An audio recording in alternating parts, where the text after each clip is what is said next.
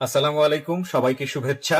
আমি আরজি কিবরিয়া বলছি। অরিজিনাল চ্যানেলে এই মুহূর্তে আপনারা আছেন, তো সবাইকে অনুষ্ঠান শোনার আগে বিনীতভাবে অনুরোধ করছি আমাদের চ্যানেলটি সাবস্ক্রাইব করবার জন্য। এখানে সাবস্ক্রাইব বাটনটি আছে, প্লিজ ক্লিক করবেন। পাশে একটা বেল বাটন আছে, বাটনটি অন করে নেবেন। সবার প্রতি রিকোয়েস্ট থাকছে। Thank you very much. শুরু করছি আজকের এই জীবন গল্প, এবং শুরুতে আমার যিনি গেস্ট রয়েছেন তার সঙ্গে আপনাদেরকে পরিচয় করিয়ে দেব। জি, আপনার নামটা একটু বলুন। আমার নাম মোহাম্মদ মামুনুর রশিদ। মামুনুর রশিদ। জি। বয়স কত হবে আনুমানিক? 39। 39। কি করছেন আপনি পেশায়? আমি পেশায় এখন একটা সব গভর্নমেন্ট জব করতেছি, মানে সেনা সদস্য আর কি। আপনি আর্মি মেম্বার? জি জি জি। সেনা সদস্য। আমার জানা মতে আমি ফর দ্য ফার্স্ট টাইম কোন একজন মানে স্টিল আর্মিতে জব করছে এরকম কাউকে আমার জীবন গল্প বলার সুযোগ দিচ্ছি। কিছু রেস্ট্রিকশন থাকে আমাদের জায়গা থেকে, এবং আমার মনে হয় আপনারা যে ডিসিপ্লিনে আছেন সেখানেও কিছু রেস্ট্রিকশন থাকে। তো সেই জায়গা থেকে আসলে অনেক সময় এভাবে আমার যেহেতু এখানে খুব ওপেন একটা প্ল্যাটফর্ম, এখানে এসে সবাই একদম দিল খুলে মনের কথা বলে, সেই জায়গা থেকে আসলে সুযোগ দেওয়া হয় না। But your story is different, এবং সেই জায়গা থেকে আসলে ওই ধরনের কমপ্লেক্সিটি ফেস করার কোনো সুযোগ নেই। তো সেই কারণেই হয়তো আজকে আপনাকে আমরা জানার সুযোগ পাবো। জি বলুন আপনার, এবং আপনি শোনেন নিয়মিত আমাদের এই অনুষ্ঠানটা, রাইট? শুনি, হ্যাঁ। ঠিক আছে, যেখান থেকে বলতে ইচ্ছে করে, যেভাবে বলতে ইচ্ছে করে। তো আমার হোম ডিস্ট্রিক্ট আসলে উত্তরবঙ্গে। জি। নাটোরে। ওকে। তো যখন আমি ক্লাস 4-এ পড়ি, তখন আমার ছোট 3টা বোন, আমি বড়। তো আমার বাবা, উনি আসলে একজন ডে লেবার ছিলেন। ওকে। তো উনি প্রত্যেকদিন কাজ করে পায় তো 15 টাকা। তখন একদিন আমি আব্বাকে বললাম যে আব্বা, হাটে যাব। কেন? আজকে হাটে কিন্তু মাছ কিনতে হবে। তো বলতেছে যে ঠিক আছে চলো যাই। আমি আব্বুর সঙ্গে হাটে গেলাম। তখন চাউল ছিল 10 টাকা অথবা 11 টাকা হবে। ওকে। তো আমি ওই ব্যাগ নিয়ে এক দোকানে বসে আছি। উনি যাদের কাজ করে ওনার তো হাটে গেলে টাকা দেয়। জি। আমি এক দোকানে বসে আছি, আব্বু বাজার টাজার করে নিয়ে আসছে। নিয়ে আসার পরে সন্ধ্যা লেগে গেছে। তখন অক্টোবর নভেম্বর মাস হবে, মানে হালকা শীত আসছে। তো আমরা এমন ব্যাগ দেখতেছি যে ব্যাগের মধ্যে মাছ নেই। আব্বু, মাছ কোথায়? বলছে আমি যাইতেছি, তুমি এখানে বসো। এক সাইজ স্টলে, গ্রামের হাটগুলো যেমন হয় তো ঠিক তেমনই সাইজ স্টলে বসে আছি। আর একটা কথা মনে থাকে যেন, ওই চাউল নিয়ে যখন বাসায় আসবে তখন রান্না হবে, তখন কিন্তু রাত্রে খাবার। রাইট। আচ্ছা, এরপরে আব্বু 20 থেকে 25 মিনিট পরে এসে বলল যে বাবা, আসলে মাছ বাজারে নেই। আমি দেখতেছি আমার সামনে দিয়ে মানুষ মাছ কিনে কিনে নিয়ে যাচ্ছে। তখন কিন্তু একটা প্রথা ছিল যে ইলিশ মাছ কিনে আপনার ওই যে ইয়ের মধ্যে করে বেঁধে দিত রশি দিয়ে, কলার এক ধরনের ইয়ে হতো, রশির মতন হতো। সবাই দেখছি নিয়ে যাচ্ছে। তো আমি বললাম যে আমি যাব, আমি দেখবো যে আসলে মাছ আছে কিনা। মানে আপনি জিদ ধরেছেন, আমি বাবা আমাকে ফাঁকি দিচ্ছে। আসলে তো বাবার কাছে টাকা নেই। যাই হোক, এক পর্যায়ে উনি আমার কাছে আসলো। আসার পরে আমি আবার ওনাকে পাঠাইলাম। তো উনি আবার ঘুরে এসে বলতেছে বাবা, আসলে আমার কাছে মাত্র 2 টাকা আছে। আপনাকে সে বলেছে? আমাকে অলরেডি স্টিল সে বলেই ফেললো যে আমার পকেটে কিন্তু 2 টাকা আছে। তো তুমি এখান থেকে 25 পয়সা নাও, আর বাসায় গিয়ে কেরোসিনের তেল তখন কিন্তু ওই গ্রাম দেশে আপনার ওই যে কুপি বাতি গুলো জ্বলতো, কেরোসিনের তেল কিনে, আরে তেল কিনতে হবে। তো চলো তুমি 25 পয়সা নিয়ে বাদাম কিনে খাও। তখন কিন্তু কেজি ছিল না, তখন শের ছিল। হ্যাঁ, এটা আমার খুব ভালো মনে আছে। তো বলতেছে 1 পোয়া কেরোসিন তেল কিনতে হবে। আর তখন ওই আপনার সোয়াবিন তেল গুলো পাওয়া যেত না, তখন কিন্তু সরিষার তেল দেশ গ্রামের যেটা খাইতো ওইটা কিনে নিতে হয়তো। তো ঠিক আছে, আমাকে 25 পয়সা দিল। তখন 100 টাকা বাদাম 25 পয়সা দাম। ওই বাদাম কিনে তখন আমি ইংলিশ প্যান্ট পরতাম, কালো প্যান্ট গুলো, আর যে কোনো কালারের জামা পরতাম। তো এটা নিয়ে বাবা চাউলের টানিছে, আমি হাতের মধ্যে ব্যাগের মধ্যে, যেমন ওই যে ভিক্ষা করতে আসলে অনেক মানুষ ব্যাগ কাঁধের মধ্যে দিয়ে নিয়ে যায়, ওইভাবে এক হাত দিয়ে ধরছি, এক হাত দিয়ে বাদাম খাইতে খাইতে আমি বাসায় আসতেছি। তো আমাদের বাসাটা বাজার থেকে 2.5-3 কিলো দূরে ছিল, কাঁচা রাস্তা ছিল সেটা। হেঁটে হেঁটে যেতে হতো? হ্যাঁ, হেঁটে হেঁটে যেতে হতো। কিন্তু রাস্তায় হ্যারিং করা ছিল, ইট পাড়া ছিল, কিন্তু ইট গুলো ভালো না, অনেক ইয়াটিয়া ছিল আর কি, গোটা গোটা ইট গুলো ছিল। তো বাসায় আসছি, তখন মোটামুটি এশার আজান দিতেছে। আমার আব্বার আবার একটা অভ্যেস ছিল, যেখান থেকে আসুক ওই বাসার গ্রামের যেহেতু ঘর, আমাদের ছোট ঘর, ওই ঘরের পিছনে এসে উনি একটা কাশি দিত। আচ্ছা। তো তখন বুঝতেন ঠিক আব্বু আসছে। আচ্ছা। তো উনি এসে আমি পিছনে, আব্বু আমার সামনে, উনি এখন ওখানে কাশি দিছে। যখনই কাশি দিছে তখন আমার 3 বোন, ছোট বোনটা তখন 2-2.5 বছর বয়স হবে হয়তো। তো উনি এসে ওই বাড়ির মধ্যে থেকে 3 বোন চিল্লায় উঠছে, 2 বোন চিল্লা উঠছে, ছোট চিল্লা উঠছে, ভাই আসছে আজকে বাজারে গেছে, উনি ঠিকই মাছ নিয়ে আসতেছে।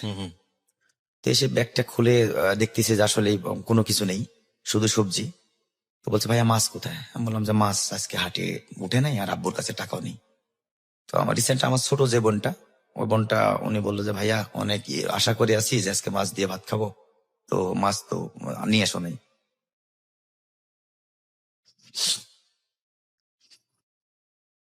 যাই হোক, পরে আমিও এক পর্যায়ে বাসায় এসে একটু পানি খেয়ে, তখন শীত চলে আসছে, আমিও রোদের সঙ্গে মা রান্না করতেছে, আমি ঘুমাই গেছি। রাত্রি 9:30 পৌনে 10টার দিকে মা খাওয়ার জন্য ডাকছে। তো চারে ভাই বোনকে খাওয়াবে, খাওয়ানোর পরে ঘুম লাগাবে। তো আমি ঘুমাই গেছি আগেই, তো আমি উঠবো না, আমি বলছি না মাছ নেই, আমি ভাত খাবো না। তো মা আমারে মানে যেভাবে শাসন করে আর কি, এক পর্যায়ে মারলো আমাকে, একটা পিঠের উপরে থাপা দিছে। তারপরে আমি উঠে চোখ বন্ধ করে খানা খেলাম, মা খাওয়াই দিল। মানে ছোট বোনটা তখন ঘুমাই, ওকে আর ডাকে নাই, আমার 3 ভাই বোনকে খাওয়াই দিল। খাওয়ানোর পরে 2-1 বার খেয়ে, হয়তো 2-1 নলা খেয়ে ঘুমাই পড়ছি। ওকে ঠিক আছে, পরের সপ্তাহ হলো সোমবার। তো চান্সে আছি যে এবার তো কাজ হলে তো যাবই, হাটে যাব। তো এর মধ্যে ওই শুক্রবার স্কুল নেই, টার্গেট করে আছে কালকে শনিবার, রবিবার, সোমবারে হাটে যাব, 3 দিন ঠিক মতো ক্লাস করব। ওকে ক্লাস করতেছি, 3 দিন ক্লাস করছি। ক্লাস পরে মনে রাখছি যে সোমবার কবে। সোমবারে তো আমি দুপুরবেলা টিফিন থেকে না বলে আমি চলে আসছি। টিফিন থেকে না বলে চলে আসছি, আসার পরে আব্বুর সাথে হাটে যাব। তো বাসায় আসছি, এর মধ্যে আসলে আরো কিছু কথা আমি বেঁকে যাচ্ছি একটু। তো আমাদের ওই তখন 15 টাকা কামলা, প্রত্যেকদিন একটা কাজ করে ডে লেবার পেতে 15 টাকা। আমাদের কিন্তু ওই 5 জনকে দিয়ে মোটামুটি 4 জন খানা খাই, যেহেতু ছোট মন্দিরটা ছোট, 4 জন ফুল খানা খেতে পারি। 1 কেজি চাউলে সারাদিন হয় না। জি। তো আমাদের দেশ গ্রাম, ওই পেঁপে গাছ ছিল। মা কি করতো, সকালবেলা উঠে ওই গাছ থেকে পেঁপে নামাইতো, তার মধ্যে অল্প করে চাউল দিয়ে, ওটা দিয়ে আমাদের খিচুড়ি রান্না করে দিত। তো রান্না করতে একটু পরে, রান্না একটু পরে করতে, যেহেতু 12টায় স্কুলে যেতে হয়, বোনেরা যায় হলো 10টায়। মানে এমন টাইমে রান্না করে বোনেরা খেয়ে যেন চলে যেতে পারে। আর আমি আবার 12টায় যাই, তারা হলো আমি ক্লাস 4-এ পড়ি, তো হচ্ছে ওই খানা খেয়ে চলে যাই। এর মধ্যে আবার কোনোদিন রাত্রি এসে দুপুরে সন্ধ্যার সময় তো আবার দুপুরে খাইতে পাই না, অর্থাৎ টিফিনে আসিও না। টিফিনে আর মনে করেন যেহেতু খাবার নেই, রাত্রি এসে যাই হোক যেটা দিয়ে যাই করে ওইটা দিয়ে খাইতাম। গ্রাম দেশ, কোনো সময় দেখা যাচ্ছে কচু পাতায় তুলে রান্না করতো, বা ওই পেঁপে ভর্তা করতো, বা ওই অন্য কিছু একটা করতো। তো এমনকি মানে বৎসরে 1 দিন 2 দিন মাছ খাইতে পারতাম কিনা সন্দেহ ছিল। মাংসের তো প্রশ্ন। মাংসের তো প্রশ্ন, ওই যে ঈদের দিন, কুরবানিদের অপেক্ষা করতাম, ওই দিন হলে মাংস খাবো। কয়দিন আগে আমি ঈদের আগে আপনাদেরকে এরকম হ্যাঁ, একটা আমি শুনছি, আমি শুনছি, আমি শুনছিলেন শুনছি, আপনি, হ্যাঁ, ওখানে বলেছিলাম কিন্তু আমি যে আমি শুনছি। এই ফ্রিজ গুলো বড় বড় না করে, ফ্রিজে অবশ্যই রাখবেন, ফ্রিজে কেন রাখবেন না। এবং আমাদের ধর্মীয় বিধান অনুসারে কিন্তু এরকম, আমি যেহেতু খুব বেশি রিলিজিয়াস্টিক নলেজ রাখি না, তো সেই জায়গা থেকে আমি যতটুকু জানি যে এটার কোনো বাধা ধরার নিয়ম নাই যেটা আপনি ফ্রিজে রাখতে পারবেন না। কিন্তু একটা মানবিকতার জায়গা থেকে একটু চিন্তা করে দেখবেন যে আমি জানি যে অনেকেই একবার জবাই দিয়ে পরের কোরবানির ঈদ পর্যন্ত এই মাংস টেনে নিয়ে যান। জি জি। কিন্তু আমি বলেছিলাম যে আপনাদেরকে এরকম একটা গল্প আমি শোনাবো খুব শীঘ্রই, যেখানে হয়তো এরকম শুনবেন যে বাংলাদেশে এরকম অনেক মানুষ এখনো আছে, যদিও আমরা উন্নয়নশীল বাংলাদেশ, আমরা স্বল্প উন্নত বাংলাদেশ হিসেবে মাথা উঁচু করে দাঁড়াচ্ছি, এটা আমাদের অনেক গর্বের। কিন্তু এটা ঠিক যে বাংলাদেশে এখনো এরকম অনেক পরিবার আছে যারা এই ঈদের অপেক্ষায় থাকেন এক টুকরো মাংস খাবার জন্য। হ্যাঁ, এবং এইরকম 10টা পরিবারকে খুঁজে বের করে যদি আপনি 10 কেজি মাংস তাদেরকে দিতে পারেন, এর চেয়ে বড় আনন্দের কিছুই হতে পারে না। তাদের যখন তারা যখন খাবে, ওই সময়ের যে তৃপ্তি, ওটা যদি আপনার নিজের চোখে দেখার সুযোগ হয়, এর চেয়ে বড় গিফট আর কিছু হতে পারে না। আজকে যে গল্পটা আমি শুনছি, এইখানকার সাথে আমার শৈশবের অনেকখানি মিল আমি খুঁজে পাবো এই কারণে যে ওনার দারিদ্র অবস্থার সাথে হয়তো আমার ওইভাবে মিল ছিল না, কিন্তু উনি যে গ্রামের কথা বলছেন, বা যে কুপিবাতির কথা বলছেন, বা যে মেঠো পথের কথা বলছেন, যে বাজারের কথা বলছেন, এগুলোর সঙ্গে আমি খুব পরিচিত। কারণ আমি একেবারে অজপাড়াগা বলতে যেটা বোঝায়, সেখানে বড় হয়েছি ক্লাস 8 পর্যন্ত। তারপরে আমি শহরতলির স্কুলে এসে পড়াশোনা করি, ক্যান্টনমেন্ট বোর্ড, এবং then Cantt Public, then Dhaka University. আমি খুব লাকি যে আমি শরৎচন্দ্রের শ্রীকান্ত যখন পড়েছি, আপনারা হয়তো অনেকেই পড়েছেন শরৎচন্দ্র চট্টোপাধ্যায়ের আত্মচরিতমূলক যে 4 খণ্ড শ্রীকান্ত, এবং শ্রীকান্ত যখন আমি পড়েছি তখন আমি চোখের সামনে দেখতে পেয়েছি যে এগুলো তো আমার সামনেই হয়েছে, বিকজ আমার জীবনের একটা অনেক বড় একটা অংশ জুড়ে রবীন্দ্রনাথের ছুটি গল্প আমি আমাকে অনুভব করেছি, বিকজ আমি জানি গ্রামের টেস্টটা কি। এই লোকটা যখন বলছে, কেউ যখন গ্রামের গল্পটা বলে, তখন আমি চোখের সামনে এটা দেখতে পাই, আর উনি যেটা বলছেন সেটা আমি বিশ্বাস করি, কারণ আমি ওই হিসেবে দেখেছি অসংখ্য অসংখ্য পরিবার এরকম যারা কোনো একবেলা মাছ খেতে পারতো বলে মনে হয় না। আমার মনে আছে, আমি অনেকখানি নস্টালজিক হয়ে যাচ্ছি। আমি দেখতাম মাঝে মাঝে আমার মা, আহ একটা খুব ইন্টারেস্টিং ঘটনা মনে পড়ে গেল আজকে। সে হঠাৎ হঠাৎ সপ্তাহে 1 দিন বা 2 দিন একদম থালা উঁচু করে ভাত, তার উপরে হলো আপনার বেশি বেশি করে তরকারি, আহ কিছু মাছ যেগুলো রান্না হতো স্পেশালি সপ্তাহের 1 দিন, হাটবারের দিনে স্পেশাল রান্না হতো, হ্যাঁ, সে কোনো এক বাসায় দিয়ে আসে। তো আমার খুব কিউরিওসিটি হলো, মা এটা তুমি কাকে দাও? তো মাসে 1 বার 2 বার এই কাজটা করতো। আম, তো আমি তারপরে গিয়ে দেখলাম যে যেই ছেলেটার সাথে আমি রেগুলার খেলি, তারই বাবা, সে অসুস্থ, সারাদিন বিছানায় পড়ে থাকে, তার বাড়িতে সে পৌঁছায় দেয়। এবং আম, ওই ভদ্রমহিলা, ওনার ওয়াইফ আমাদের বাড়িতে কাজ করতো। তো এই যে আপনি যে গল্পগুলো বলছেন না, ওই সময় আসলে অনুভব করতে পারিনি। আপনি যখন বললেন না যে বাবা যখন বাবাকে আমাকে ফাঁকি দিচ্ছে কিনা, আমার কাছে মনে হচ্ছে যে ওই শৈশবে যদি আমিও থাকতাম, আমিও ঠিক একইভাবেই উপলব্ধি করতাম যে আসলে কি ফাঁকি দিচ্ছে কিনা। আমরা আসলে বুঝি না যে আমাদের বাবারা কতটা কষ্ট করেন আমাদের জন্য। বড় হলে বুঝি, আর তখন হয়তো বা বাবারা থাকেন না নিজের জীবনে, তখন আসলে আর কিছু করার থাকে না। প্রত্যেকেই বাবা হন, এবং বাবা হওয়াটা জরুরি আসলে বাবার কষ্ট বোঝার জন্য। জি, যেখানে আপনি ছিলেন বলুন। ওকে, তারপরে আমি চারের হাটে আমি চলে আসছি, টিফিনে চলে আসছি। জি। তো আমি আজকে বাবার সঙ্গে হাটে গিয়ে অবশ্যই আজকে মাছ কিনতে হবে। তো ওই দিনকে চারের হাটে একদিন কাজ হয় নাই, সেটা শনিবারে কাজ হয় নাই। শুক্রবারে হয়েছে, শনিবারে, রবিবার, সোমবারে বাবা কিন্তু কাজে গিয়েছে। তো আমি 1:30টার সময় টিফিনে এসে আম্মাকে বলতেছি, আম্মা আমি আজকে আর স্কুলে যাব না। হ্যাঁ। তো আম্মা বলছে কেন? তো বললাম যে না, আমি আজকে যাব না, আমি আব্বুর সঙ্গে হাটে যাবো। বলছে না না, তুমি স্কুলে চলে যাবো, এই হাটে কাজ হয় নাই। তো 3 দিন কাজ হয়েছে, চাউল কিনতে হবে, চাউল না কিনলে খাবা কি? তো আমি বললাম যে না মা, আমি আজকে প্রয়োজনে এমনি হাটে যাব, সমস্যা নেই, আমি যাবই, তারপর আমি যাব। ওকে ঠিক আছে, মা যাইতে দিবে না। তো আব্বু কাজের থেকে 3টার সময় আসতো, দেখলাম যে উনি কাজের থেকে এসে দেশ গ্রামে পুষ্করণীতে গোসল করে। জি। উনি যখন পুষ্করণীতে গোসল করতে নামছে, তখন আমি কি করছি, আমাদের ছোট্ট সাবরা ঘর ছিল, ঘরে ওই জানালার ধারে আমার শার্টটা আগে লুকায় রাখছি। আচ্ছা। আর আমি বাড়ির ভিতর দিয়ে বাহির দিয়ে এসে শার্টটা নিয়ে, ওই শুটি বুটির গাছ ছিল রাস্তার ধারে, যেটা দিয়ে হাটে যাওয়া হইতো আর কি। তখন জঙ্গল, চিকনা রাস্তাটা জঙ্গল জঙ্গল ভাবছিল, জঙ্গলই ছিল। আমি ওই জঙ্গলের মধ্যে বসে আছি চুপ করে, শার্টটা আমি মোড়ায় ধরে নিয়ে বসে আছি, জি। যে আমি আব্বুর সঙ্গে হাটে যাব এবং মাছ কিনাবো যেমনি হোক। আমার খুব ইচ্ছে যে মাছ দিয়ে ভাত খাবো। পরে আমি, অনেক লোক যাইতেছে, তো গ্রাম লাইন ধরে বিশেষ করে যায়। তো দেখতেছি যে আব্বু আসতেছে 3 জনের পরে, অর্থাৎ পরে একজন আছে 4 জন, আব্বু হলো 3 নম্বরে, লাইন ধরে যাইতেছে। আমি ওনাকে দেখে যখন পার হয়ে চলে গেছে, মোটামুটি অনেকটুকু দূরে চলে গেছে, 20-25 কদম দূরে চলে গেছে, তখন আমি ওখান থেকে বের হয়ে, টেনে হিসড়ে বের হয়ে গায়ে জামাটা পরছি। পরে মনে থাকে যেন আমি খালি পায়ে চলে গেছি। তারপর আমি পিছন দিয়ে হাঁটা দিছি। তো বাবারা যাইতেছে আর জিজ্ঞেস করতেছে যে বাজারে গেলে চাউল পাওয়া যাবে কিনা। ওই টাইমে টাকা যদিও থাকতো, চাউল টাউল কম পাওয়া যেত। তো বলতেছি হ্যাঁ পাওয়া যাবে। এর মধ্যে বাবা বামের দিকে ঘুরে চায় দেখে আমি যাইতেছি। ওকে।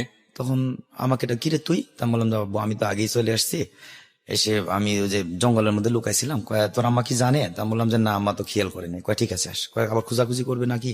তো আরেকজন আবার, উনি বাসা বাজার করে নিয়ে যাচ্ছিল, উনি আবার উনাকে বলে দিল যে বলে দিও যে মামুন আমার সঙ্গে আসছে। উনি এসে বাসায় বলে দিয়েছে, টেনশন করেনি। যাই হোক, আমি তখন বাবার সঙ্গে বাজারে গেলাম। তো ওই যথারীতি ওই জায়গাতে আমাকে বসায় রাখলো। আচ্ছা। ওই সে আগের সাইজ স্টলে। তো কাজে যে টাকা দিবে, টাকাগুলো সে উঠাই নিয়ে এসে বলতেছে যে বাবা তুমি ব্যাগ দাও এখন আমাকে। তো 2টা ব্যাগ, একটার মধ্যে কাঁচা বাজার করতো, একটার মধ্যে চাউল নিত। তো ওই চাউলের যে ব্যাগটা, ওইটা উনি আগে আমার কাছ থেকে নিয়ে গেল, বলছে আগে চাউল কিনে নিয়ে আসি। ওকে ঠিক আছে। উনি চাউল কিনতে গেল। চাউল কিনতে গিয়ে উনি ঘুরে এসে তা বললাম যে বাবা চাউল কোথায়? উনি এমন অবস্থা, চোখ দিয়ে পানি পড়তেছে না, ঠিক মনে হচ্ছে ঝরে পড়ে যাচ্ছে। তা বললাম আব্বু তুমি কি হয়েছে, চাউল কোথায়? আগে আরেকটা কথা বলি, আমি বেঁকে যাচ্ছি। তখন আসলে আমরা ক্ষুধার্ত ছিলাম। বাজারে গিয়ে ওই যে চাউল, লোকাল চাউল বিক্রি করে না, বসে বসে ওই চাউল তুলে তুলে ওই কেজি, শের কত, এটা শের কত দেখে মুখে দিতাম। মুখে দিয়ে 8-10 দোকান দেখে, তখন একটা মসজিদের দোকান ছিল, দোকানে ওই মসজিদের একটা একটা ইয়ে ছিল, টিউবওয়েল ছিল, চাপকলে গিয়ে একটু পানি খেয়ে আসতাম। তখন পেটটা একটু ভালো লাগতো, ক্ষুধার্ত পেট থাকতো। এটা সবার ক্ষেত্রে দেখতাম, বাবারও তাই করতো। জি। আর দোকানদার তখন বলতো যে চাউল যেন মুখে দাও, চাউল দেখেন ঠিক আছে, মুখে দেওয়া যাবে না, আচ্ছা। তার মধ্যেও কিন্তু দিয়ে ফেলতো। এটা আমিও করছি। তো বাবা এসে বলতেছে, বাবা চাউল হয় নাই কেন, কিসের জন্য? বলছে আমি চাউল মেপে যখন আমাকে ব্যাগে দিছে, দেওয়ার পরে পকেটে হাত দিয়ে দেখে টাকাগুলো নেই। এখন পকেট কেটেই হোক আর পকেটে হাত দিয়ে হোক টাকাটা নিয়ে গেছে, ওহো। 45 টাকা। এখন বাসায় এসে কি খাবে? তো বল চলো বাড়িতে যাব। তো হেঁটে হেঁটে বাড়িতে আসছি। বাড়িতে আসার পরে প্রায় যেখানে 7:30 মাছ কেনার কথা সেখানে চালই কেনা হচ্ছে। Can you imagine the situation? এবং আজকে আমি রিকোয়েস্ট করব সবাইকে একটা ছবি দেখার জন্য। সেকেন্ড ওয়ার্ল্ড ওয়ারের পরে ইটালির ঘটনা নিয়ে ছবিটা নির্মাণ করা হয়েছিল। যদি আমাকে খুব রেগুলার কেউ শুনে থাকেন তাহলে এই ছবিটার কথা অনেকবার আমি বলেছি অনুষ্ঠানে। এই ছবিটা আপনারা দেখবেন। ওর বাবা আর এই আমার যিনি আজকে গেস্ট, তার যে গল্পটা শুনলাম, শোনার পরে আমার মনে হচ্ছে ছবিটা আপনাদের সবাইকে বলা উচিত দেখার জন্য।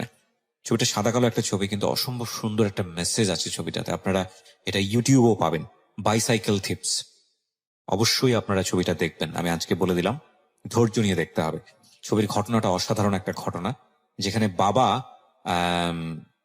কিভাবে একটা সন্তানকে মানে সুখী করার জন্য কি করতে পারে। আর একটা ছবি আছে, সেটা আপনারা দেখতে পারেন। সেটা অনেক পরে এসে বাবা এবং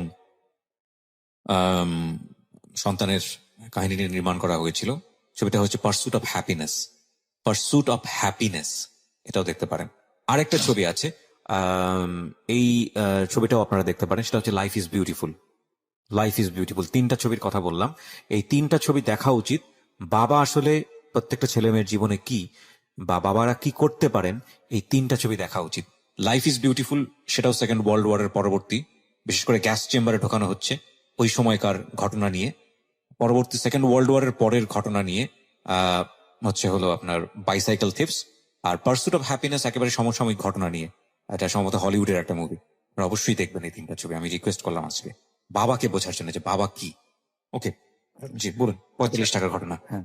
এরপরে উনি ওই চাউল যখন মেপে ব্যাগের মধ্যে নিছে, নেওয়ার পরে টাকা দিবে, পকেটে হাত দিয়ে দেখে টাকা নেই। তখন তো ওই ক্ষেত্রে কি করতে হবে? উনি চিনেও না বা মাকেও দিবে না, ওরকম সময়ও না। তখন উনি চাউলটা ব্যাগের থেকে ঢেলে রেখে আমার কাছে এসে বলতেছে, মানে ওই যে মানে কান্নাক্ত ভাব, চোখ দিয়ে পানি মানে টপ টপ করে, মনে হচ্ছে যে ঝরে পড়ে যাচ্ছে। আমি বললাম, আব্বু কি হয়েছে? তো বলতেছে, বাবা এই ঘটনা, আমি চাউল তো মেপে নিয়েছি, পকেটে টাকা পাচ্ছি না। তো কি হলো টাকা? বলছে এখন কোথাও পড়ে গেল নাকি বের করে নিল, বিষয়টা বুঝতেছি না। ওকে ঠিক আছে। তখন আবার ওই বাবার সঙ্গে হাঁটতে হাঁটতে আবার বাসায় চলে আসলো। তখন বাসাতে আসছি, তখন মোটামুটি এশার আজান দিতেছে, 8টা হবে। তারপরে বাসার মধ্যে ঢোকার সঙ্গে সঙ্গে ওইদিকে আগে কিন্তু আব্বু খবর দিয়ে দিছে একজনকে দিয়ে, যে মামুন কিন্তু আমার সঙ্গে হাঁটে আসছে, ওরা মা যেন টেনশন না করে, ওরা আমাকে বলে আসেনি। ওকে ঠিক আছে। তারপরে আসছি, আসার পরে বোনেরা সবাই 2 বোন হইহুল্লোড় করে বেরিয়েছে, ছোটটা তো ছোটই বেরিয়েছে। বলছে আজকে ঠিকই মাছ নিয়ে আসছে, যেহেতু ভাই হাটে গেছে। ওই যে গত আগের হাটে বলছি, বৃহস্পতিবারে বলছি। পরে মাছ তো দূরে থাক, চাউলই নিয়ে আসেনি। আর ওই দিনকে দুপুরবেলা বাবা কাজের থেকে এসে না খেয়ে গোসল করে ওইভাবেই ঠিক আবার হাটে মুভ করছে। আমিও সকালবেলা একটু খেয়ে গেছিলাম ওই এটাই। আর একটা কথা বলে থাকি, সেটা হচ্ছে আমার মা অনেক মানে হিসাবই ছিল। এত হিসাব করে চলতো যে 1 ঘন্টা পরে যদি খাবারটা খাই, নেক্সট হয়তো আর 1 ঘন্টা পরে খাবারটা খাইলে আর একটু পরে খাবারটা দিত।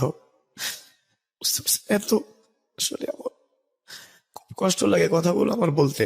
আমি মানে কি বলবো, আমি নিয়মিত আপনাদের শ্রোতা, আমি অনেক কষ্টের কাহিনী শুনছি। যখন কারো কষ্টের কথা শুনি আমার বুকটা ফেটে যায়।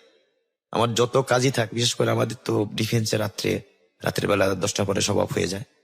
তো আমি মানে কন্টিনিউ আপনাদের অনুষ্ঠানটা আমি শুনি। যাই হোক, আসলাম, আসার পরে আব্বু মাকে বলতেছে, মামুনের আম্মু, দেশ গ্রামে তো যে ছেলে বড় তার নাম ধরে কিন্তু টাকা হয়। তো মামুনের আম্মু, এই বিষয়ে আমি তো টাকা হারাই ফেলছি। এই বলেই আব্বু কেমন ধরে কেঁদে দিছে। এখন রাত্রে কি খাবার দিব ছেলে সন্তানদের, 3টা বাচ্চা। তো 1 মুঠো চাউলও কিন্তু ঘরে নেই। পরে মা বললো, ঠিক আছে তোমরা একটা কাজ করো। আমাকে বললো, তুমি চুলাটা জ্বালায় দাও। তো আমাদের দেশ গ্রামে আবার ওই যে গেন্ডারি আছে না, আখের সে যে পাতাগুলো থাকে, ওটা দিয়ে কিন্তু আমরা জাল করি। জি। উত্তরবঙ্গে এগুলো অনেকেই আছে, নাটোরে পাওয়া যায়।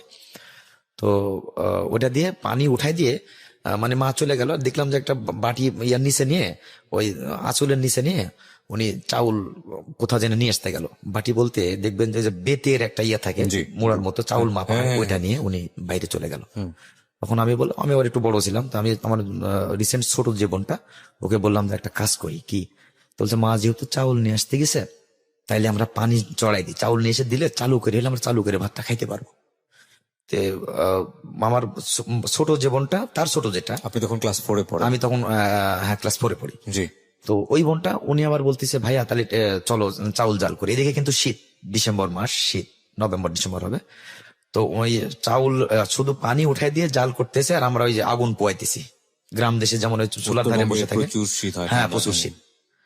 তো আগুন পোয়াইতেছি, এর মধ্যে মা এক বাসার মধ্যে গেছে, যাওয়ার পরে ওনারা খাইতে বসছে। তো বুঝতে পারছে আসলে যে একটা কিছুর জন্য আসছে।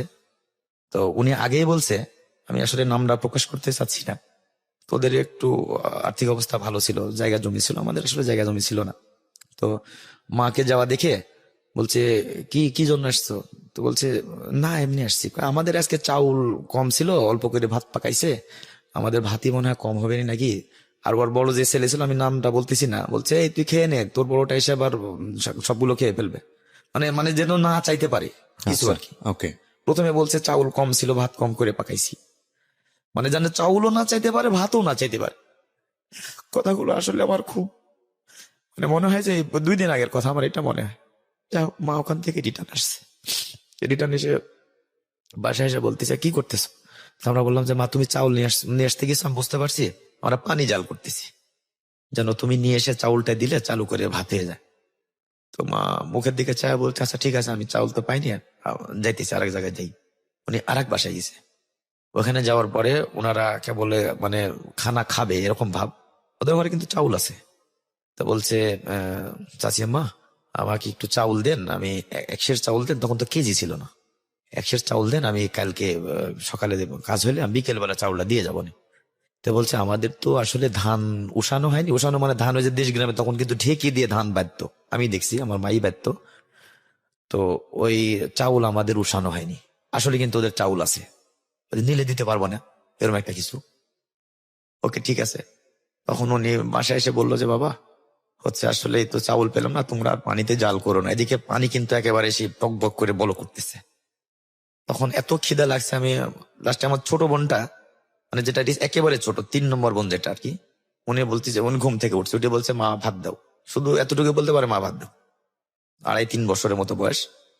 তো মা বলছে এখন আমি ভাত কোথায় পাবো, আর আমাদের বংশে শুধু আমার চাচা, একটা চাচা আর আমার বাবা, আর কেউ নেই, দাদা দাদি ফুবু মানে যে যেখানে ছিল সব আগে মারা গেছে। আমার বাবা অবশ্য অনেক দারিদ্রতার মধ্যে মানুষ হয়েছে। এখন এই ছোট বোনটার জন্য কি করবে, তো বললো যে এখন আমি কি করতে পারি, মাও তখন কান্না করতেছে। এখন আমি তখন কিছু চুপ করে বসে আছি। আমার ছোট 2 বোন যেটা মানে রিসেন্ট একেবারে ছোট যেটা, তার বড় 2টা, ওরা বলছে ভাত দাও। তখন মা বললো যে দাঁড়া, তখন একটা ওই ইয়ার আপনার হচ্ছে ওই যে বেতের যে কাঠি ছিল একটা, চাউল মাপা, দেশ গ্রামে এখন ওটা আছে আমার বাসায়, ওইটা রেখে একটা ছোট্ট ইয়া নিল, খোরা বলে আর কি, যাই হোক দেশ গ্রামে বাটি, বাটি নিয়ে বলছে ঠিক আছে যাই এখন নিয়ে আসি। আর এক বাড়িতে গেছে, যাওয়ার পরে বলছে বাবা আমার ছোট বাত মেয়েটা একবারে ভাতের জন্য পাগল হয়ে গেছে, অন্তত 1 মুঠ ভাত তাকে দাও। তো আসলে ওদের ভাত ছিল না, পাতিল দেখা যতটুকু ছিল, সর্বোচ্চ একটা মুরগি মানে 4টা মুরগি খাইলে 4টা মুরগির পেট পুরবে, এতটুকু ভাত ওদের পাতিলে ছিল। ওই ভাতটা আমার মাকে দিছে, তারা মিথ্যে কথা বলে নাই। তো ভাতটা দেওয়ার পরে ভাতটা নিয়ে আসছে, নিয়ে আসার পরে মনে হইতেছে মানে ওই ভাতটা দেখে যে ভাতগুলো যদি সব খাইতে পারতাম মনে হয় পেটটা শান্তি হতো। তারপরে বলছে দাঁড়াও আগে আমার ছোট বোনের নাম শেফা, তো বলছে আগে শেফাকে খাওয়াই। ওকে খাওয়ানোর পরে ঠিক এতটুকু ভাত বাঁচে, ওই ভাতটা মা বললো যে শোনো এই ভাতটা পানি ভাত করলে তাহলে ভালো লাগবে খাইতে। তখন আমার কিন্তু 8-9 বছর, যেহেতু 10 বছর বয়স, বুঝলাম যে পানি ভাত করলে বেশি হবে, তুমি মেজানো করতাম পানি ভাত খাওয়ানো, আমি শুধু আমি খাবো। তো মা বলছে না বাবা ওদেরকে 2জনকে দাও। তো মা একটা বলের মধ্যে নিয়ে ভাতগুলো চেপে চেপে আপনার পানি দিয়ে মানে মাড়ি করে ফেলছে, আর লবণ দিল, লবণ নিয়ে প্রায় 1 লিটারের মতো পানি দিছে, তখন 1 কেজির মতো। ওই আমাদেরকে বলছে তুমি আগে একটু খাও, জাস্ট ওর মধ্যে কোনো ভাত নেই, পানিটা যে মাড়ের মতো হয়ে গেছে, মানে ঠিক ভাতের যেমন মাঠ থাকে না ওইটা খেয়ে রাত্রে শুয়ে পড়ছি।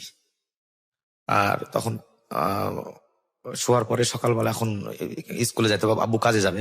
আর কাজের একটা সিস্টেম ছিল, গ্রাম দেশে একটা উঠান বাড়ি আছে যেখানে ধান টান রাখা হয়, ওই দেশ গ্রামে।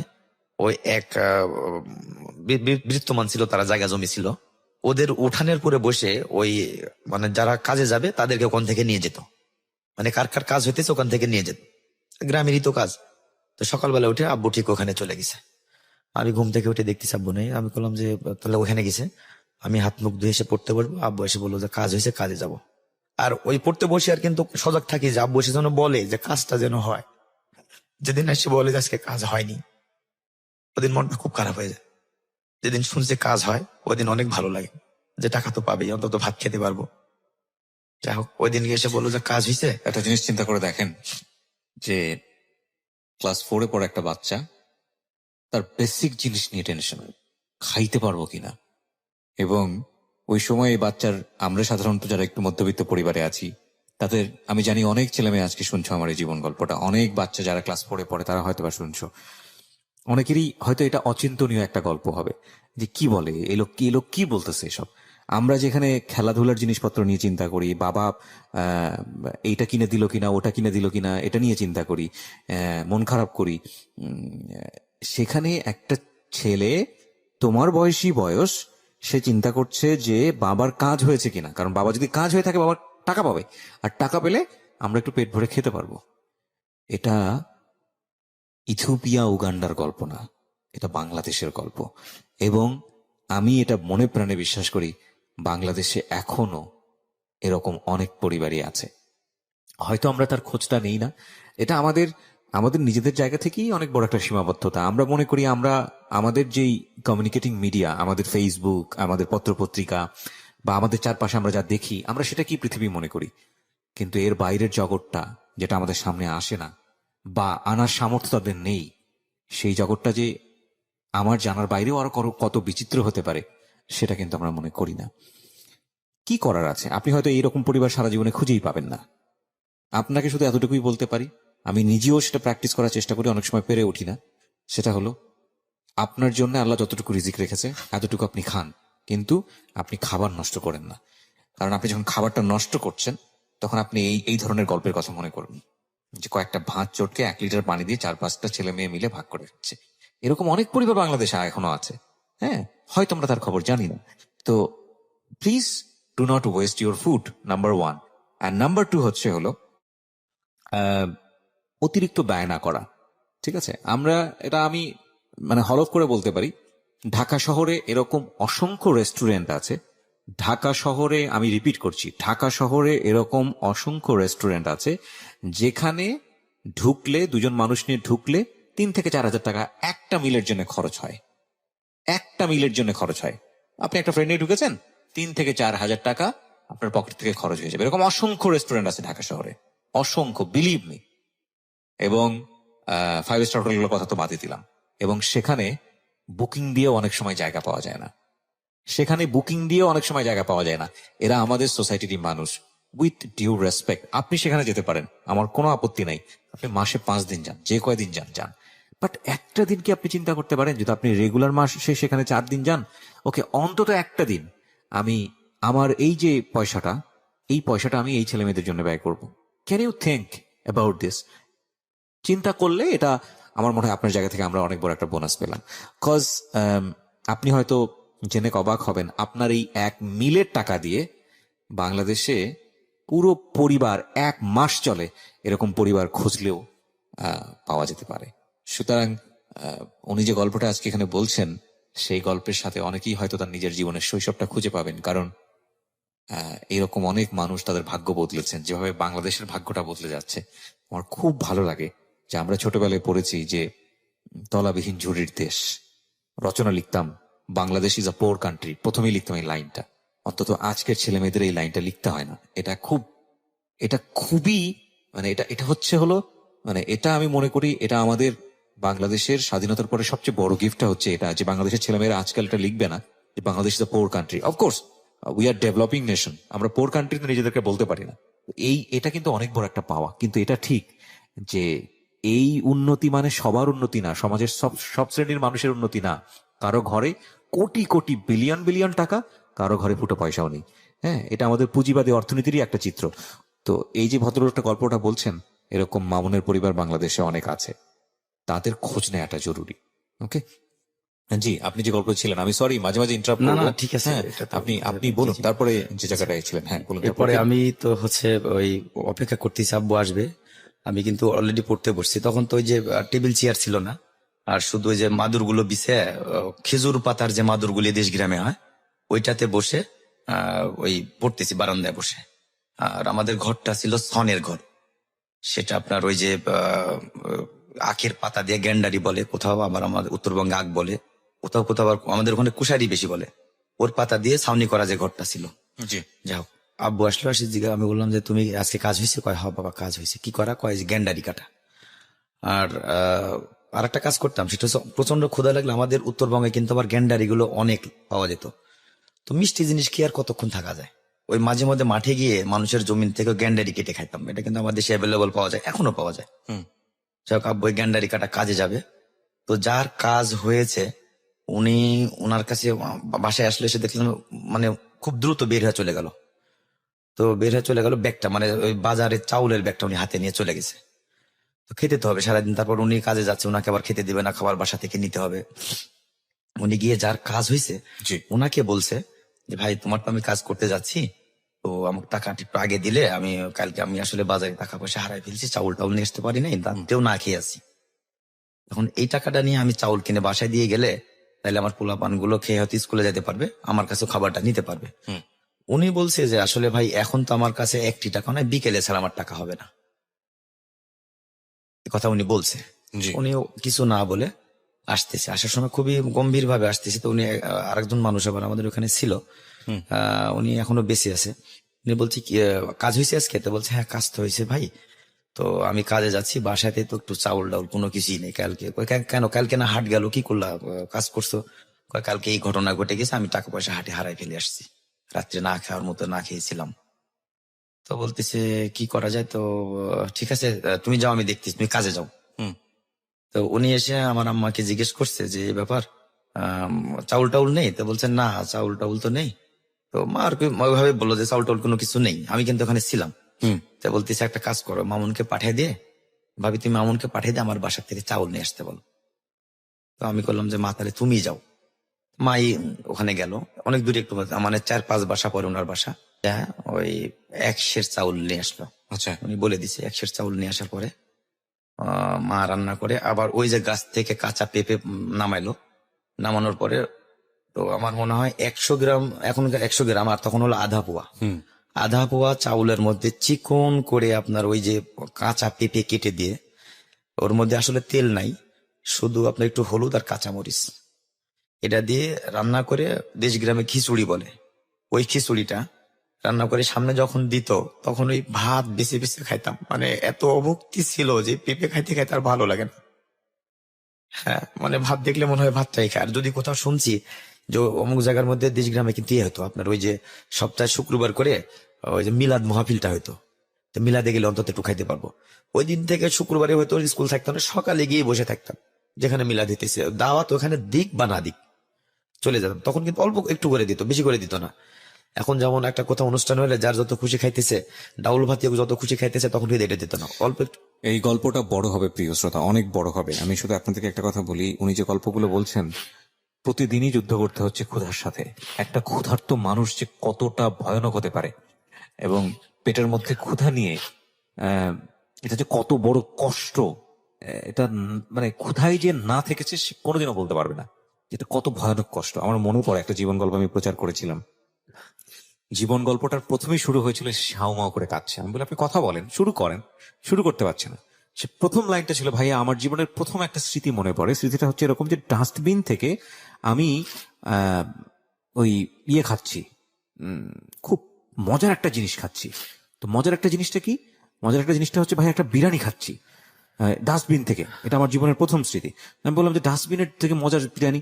তো ভাইয়া আমি ঘটনাটা হচ্ছে আমি ডাস্টবিনের কাছে গেলাম এবং যাওয়ার পরে দেখলাম যে খুব পচা গন্ধ আসতেছে। তো কি হয়েছে, কিছু খুব ক্ষুধার্ত ছিল বাচ্চাটা, খুব ক্ষুধার্ত ছিল এবং তারপরে সে ডাস্টবিন থেকে খুঁজে খুঁজে দেখলো যে খাবার জিনিস হচ্ছে বিরিয়ানি, সেগুলো চোখে তো দেখা যায় না কতটা নষ্ট হয়েছে, সেগুলো নিয়ে খাওয়া শুরু করলো। পেটটা ভরে যাওয়ার পরে সে বুঝতে পেরেছে যে খাবারগুলো হচ্ছে পচা, যে কারণে ডাস্টবিনে ফেলে দেওয়া হয়েছে। অ্যাজ ইউজুয়ালি তাই তো হয়, ডাস্টবিনে তো আমরা সে খাবারই ফেলি। তো এটা সে এত ক্ষুধার্ত ছিল, সে বুঝতে পারেনি যে এই খাবারটা পচা না ভালো। আমি যখন প্রথম এই গল্পটা শুনি, আমার ভেতরে কি হয়েছিল এটা রেডিওতে এক্সপ্রেস করা যায় না। আমি অনেক সময় অনেকে আমাকে জিজ্ঞেস করেন, আচ্ছা ভাই আপনি এত যে গল্প শোনেন আপনি তো বলেন না। ইদানিং আমি অনেক ইন্টারাপ্ট করি, অনেক বলি, আমি একটা সময় বলতাম না। আমি মাইক্রোফোনের এই পাশে কখনো কেঁদেছি, মাইক্রোফোনের এই পাশে আমার চোখ ভারী হয়েছে, আমার গা শিউরে উঠেছে, আমার স্থবির হয়ে গেছি। এই এক্সপ্রেশনগুলো কখনো আমি রেডিওতে বলিনি, বিকজ এটা বলা যায় না। তবে এটা ঠিক, এই গল্পটা শোনার পরে আমার কাছে অবিশ্বাস্য মনে হচ্ছিল যে মানুষ কিরকম হয়।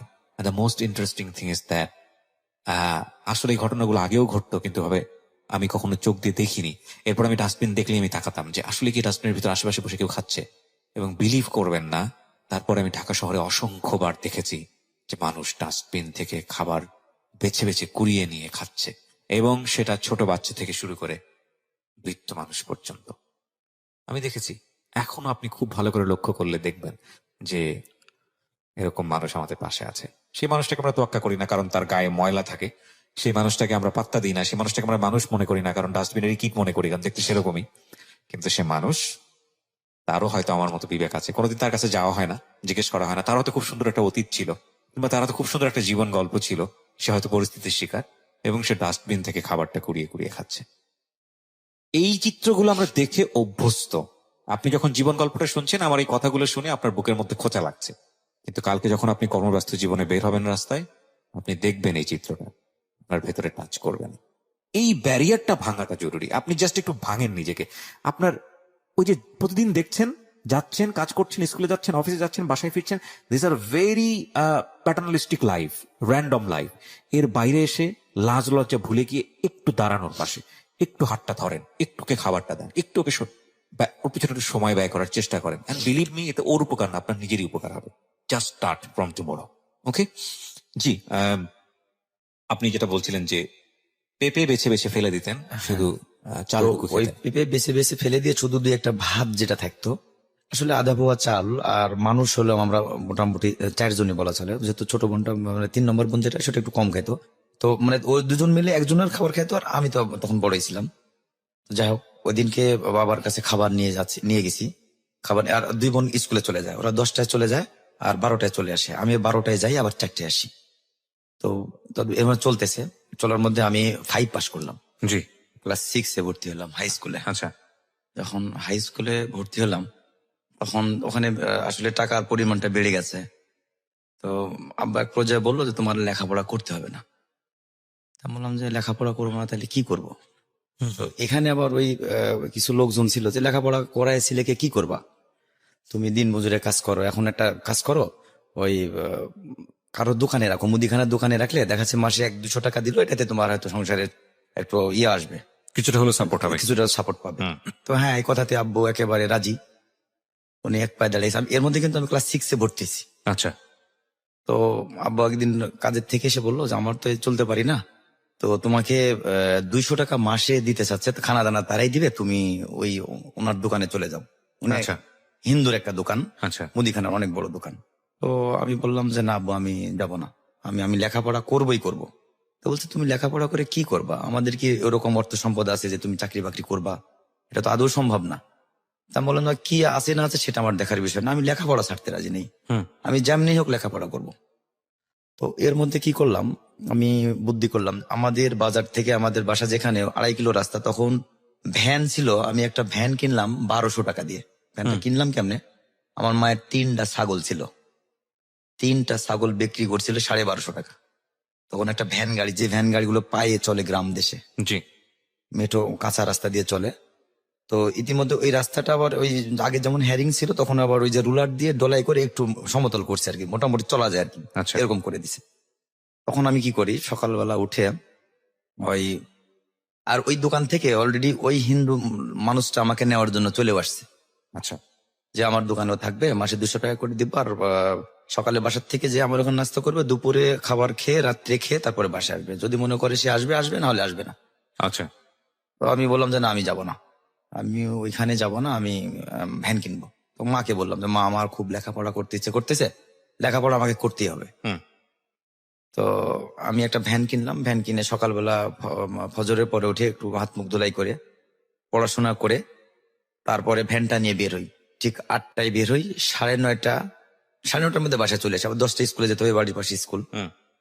তো এসে তখন আবার গোসল টোসল করে তখন আমি ক্লাস 6-এ উঠছি। তখনও কিন্তু আমার মানে ফুল প্যান্ট ছিল না বাড়িতে, আমার ফুল প্যান্ট ছিল না। একজনের প্যান্ট সে নিয়ে গিয়ে আমি উম, ভর্তি হয়ে আসছি। এরপরে 2 দিন আমি ওই হাফ প্যান্ট পরে স্কুলে গেছি। তখন বলছে বাবা, হাফ প্যান্ট পরে তো আসা যাবে না, প্যান্ট স্কুল ড্রেস বানাইতে হবে। হুম। তা বললাম স্কুল ড্রেস বানাতে এখন এই স্কুল ড্রেস টেস সহ 125 টাকা লাগবে, এত টাকা তখন স্যার আমার আদৌ সম্ভব না, তো আমাকে কয়টা দিন সময় দিতে হবে। তো হেডমাস্টার যিনি ছিল উনি আমাকে ডেকে বললো, আচ্ছা ঠিক আছে, তুমি আসলে তো অনেক কষ্ট করতেছো দেখতেছি, তো তুমি কয়দিন পরে বানাও, তুমি এভাবে স্কুলে এসো। ওকে। আমি যথারীতি ক্লাস শুরু করলাম। আর ওই যে সকালে ভ্যান গাড়িটা নিবে 1200 টাকা দিয়ে ভ্যান গাড়ি কিনছি, একটা পুরান কন্ডিশন একটা ভ্যান, দেশগ্রাম থেকে 1200 টাকা দিয়ে কিনছিলাম তখন। আচ্ছা। তো ওই দেখা যাচ্ছে 10 টাকা 12 টাকা 15 টাকা, কোনোদিন 20 টাকা হয়, 1.5-2 ঘন্টা চালাইলে 20 টাকা হয়। তো ওইটা নিয়ে এসে মায়ের হাতে দিতাম। আর আমি আব্বাকে বলতাম যে এই যে আমাকে 200 টাকা মাসে কাজে রাখছিলা, আমি কিন্তু ওই টাকা দিতেছি এখন, আর আমি কিন্তু ওই লেখাপড়া করতেছি, আমাকে কিন্তু আর মানুষের ওই দোকানে কাজে থুবা এটা কিন্তু হবে না। তো সবাই দেখতেছি আমি লেখাপড়া করতেছি, মানে বাবাকে যতটুকু পারতেছি হেল্প করতেছি। আবার বিকেলে 4টায় আসি, তখন কিন্তু আমার ফ্যামিলিটা একটু সচ্ছল, আচ্ছা। যেহেতু ওই যে ভ্যান গাড়িটা চালাইতেছি। তো বিকেলে এসে দেখা যায় সন্ধ্যা এখন 4টার সময় আসি, আসার পরে 2 ঘন্টা 6টা পর্যন্ত, 6:30 7টা পর্যন্ত ভ্যান গাড়ি চালাই। চালানোর পরে চলে আসি, তখন বিকেলে এসে 10 15 20 টাকা বা 30 টাকা কোনো দিন হয়, ওটা নিয়ে এসে পুরোটাই মায়ের হাতে দিই। তো এরকম করতে করতে এক পর্যায়ে আমার আব্বুর প্যারালাইসিস হলো। আচ্ছা। তো তখন বাবা আর কোনো কিছু করতে পারে না, তখন আমি ক্লাস 7-এ পড়ি। তো কিছু করতে পারে না, 6-7 মাস পড়ে থাকলো, মাথার উপরে 3টা বোন। তো বড় বোনটা মোটামুটি আমার সমানে, আমরা 1 বছরের সিনিয়র জুনিয়র, পাশাপাশি গ্রামের এলাকা তো যেমন হয় আর কি। ওকে। তো হচ্ছে আমি তখন ক্লাস 7-এ লেখাপড়া করি। তো লেখাপড়া করি আর ওই ভ্যান চালাই, আব্বা পড়ে থাকলো একেবারে পুরা 3 মাস, উনি কোনো কিছু করতে পারে না, মানে পুরো ফ্যামিলিটা আমার পুরো ডিপেন্ডেন্ট করে ওই আমাকে লেখাপড়া করতে হয়। হুম। বোনগুলো কিন্তু লেখাপড়া করতেছে পাশাপাশি। আমি হচ্ছে এর মধ্যে কি হলো, আমার ওই ভ্যান গাড়িটা আমার যে বাজারটা, ওই বাজারের সামনে থেকে আব্বু এর মধ্যে আবার একটু সুস্থ হলো, একটা কবিরাজের কাছে গিয়ে উনি একটু হালকা সুস্থ হলো। আচ্ছা। সুস্থ হওয়ার পরে তখন চলাফেরা করতে পারে মোটামুটি আর কি, চলতে পারে। তো ভ্যান গাড়িটা আমি বাজারে নিয়ে রাখছি সন্ধ্যার দিকে, নিয়ে এক দোকানে আমি পানি খেতে গেছি, যে একটা সিঙ্গাড়া খাবো। তখন একটা সিঙ্গাড়া ছিল 1 টাকা করে দাম। আচ্ছা। আমি একটা সিঙ্গাড়া খেতে ঢুকছি, এসে দেখি আমার ভ্যানটা নেই। ওহো।